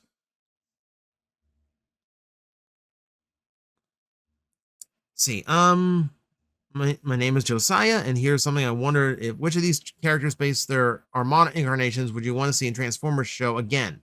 Perceptor, Thrust, Blur, or Scavenger? So Scavenger would be fascinating just because we don't really get the like Autobot Constructicon. You could work that in really well and tell a different type of story for Constructicons. Um, Perceptor, maybe not as much, just because the mini cons didn't really have an ability to get character across. Um, man, like all of them are unique takes on the characters. It would be cool to see again. The only one I would say is probably like Perceptor or Thrust would be the ones I wouldn't, because I think Thrust overall makes for, I don't know, one of Unicron's lesser minions, just because he wasn't all that effective, especially especially next to Sideways in that show. So it'd be down to Blur or Scavenger. And my money, just storyline wise, would be on Scavenger. See, what's the status on PG-13 plus videos? They're probably going to happen. So here's the thing. I am in the midst of kind of trying to rework the visuals and the overall style of the channel. We've been running this in this exact same way for like over 4 years now. It's overdue for a refresh. So new thumbnails, new overlays, like even new approach to how I do things, like more professional in the news roundup, more edited. So it's not, 25 minutes slog to get through. Like I should be able to knock out the news in like 15 minutes and have you on your way. And then potentially other like little change ups and new content formats, things like that. But I'm having trouble nailing down the aesthetic that I want. And uh, frankly, I'm trying to hold back my finances a lot more. And a lot of the stuff that I still need, like new intros, new music, etc., that all takes money. So a lot of it is just like held up by money. So once we do the rebranding and once all the new elements are ready, it's going to be a huge rollout of like everything is new, everything is fresh, and that's probably where the limiters come off. Now, I'm not going to swear in every single video, and I'm not going to be like profane like it has been Hotel Character. I'm going to use it the way I did in TJTV, where it's going to be like a point of emphasis. Like it's going to make sense when I do it. I'm not going to do it just for the sake of doing it. But yeah, it's still on the way, but it's wrapped up into a lot of things that are like pretty delayed at this point. Am I a Stargate fan? It's been a long time since I saw Stargate, so I'm going. So yeah. I liked the movie. I didn't see a lot of SG-1. I liked what I saw, but it's not for whatever reason, it's not a sci-fi series I really felt like I needed to hold on to. But I liked it when I saw it. And then I never saw Atlantis.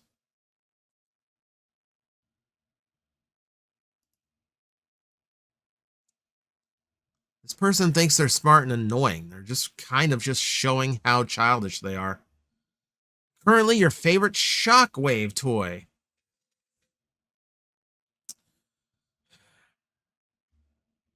I think that still comes down to the animated one. It's just such a clever and well done toy. Granted, it does not represent the original Shockwave in any way, shape, or form, but it is a really, really good. It's a really, really good toy. It's a really good incarnation. Um, if I'm going to go with like modern, the Masterpiece is an easy one to say. I'm waiting for the Whale. The Whale looks like it's going to be really fun. Attending military service by the time you're reading this, so I apologize. I cannot think of an interesting question for this month. That's completely fine. It's absolutely fine. And good luck in the service. Thank you very much for your service.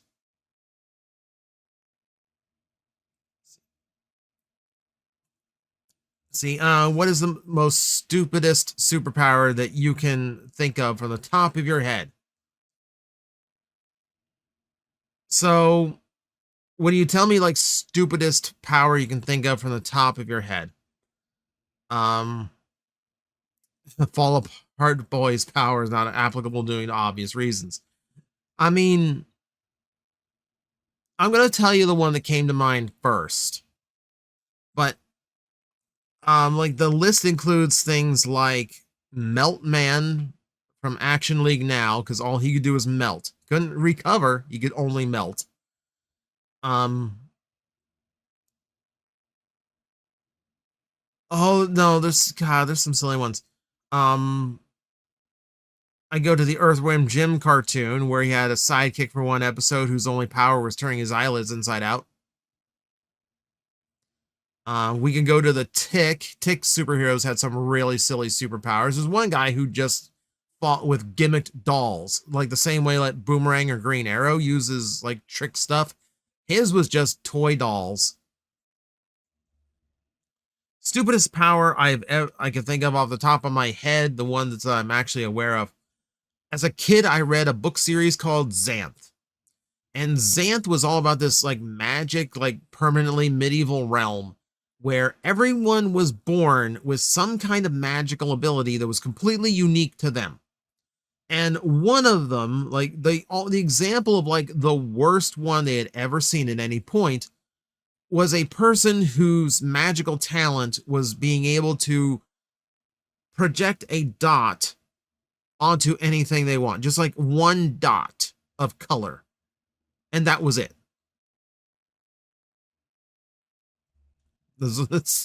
What do you do with that? But they use it as an example of like the worst magical talent they had ever seen. And yeah, that continues to be the dumbest one I can remember. Other than the price, am I the only one not bothered by the new Astro Train? To be fair, it's completely subjective. Not everyone's going to be into it, and there's going to be people who are absolutely into it. It's just a matter of taste. Me personally, I do see a lot of issues with it, but for the most part, yeah, like it's going to be like anything else. Some people are going to hate it, some people are going to love it. And I say this before, like I've said this in defense of the toy. It looks bad.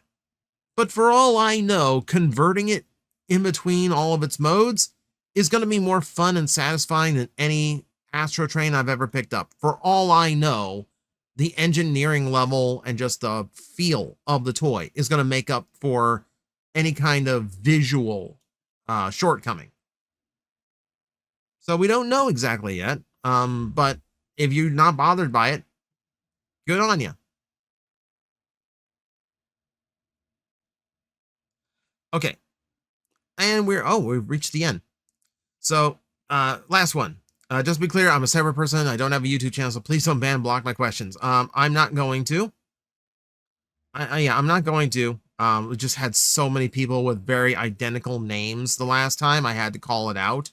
And as you've noticed, they've gone away. You know, we've had an annoying gnat flying around this episode, but that's about it.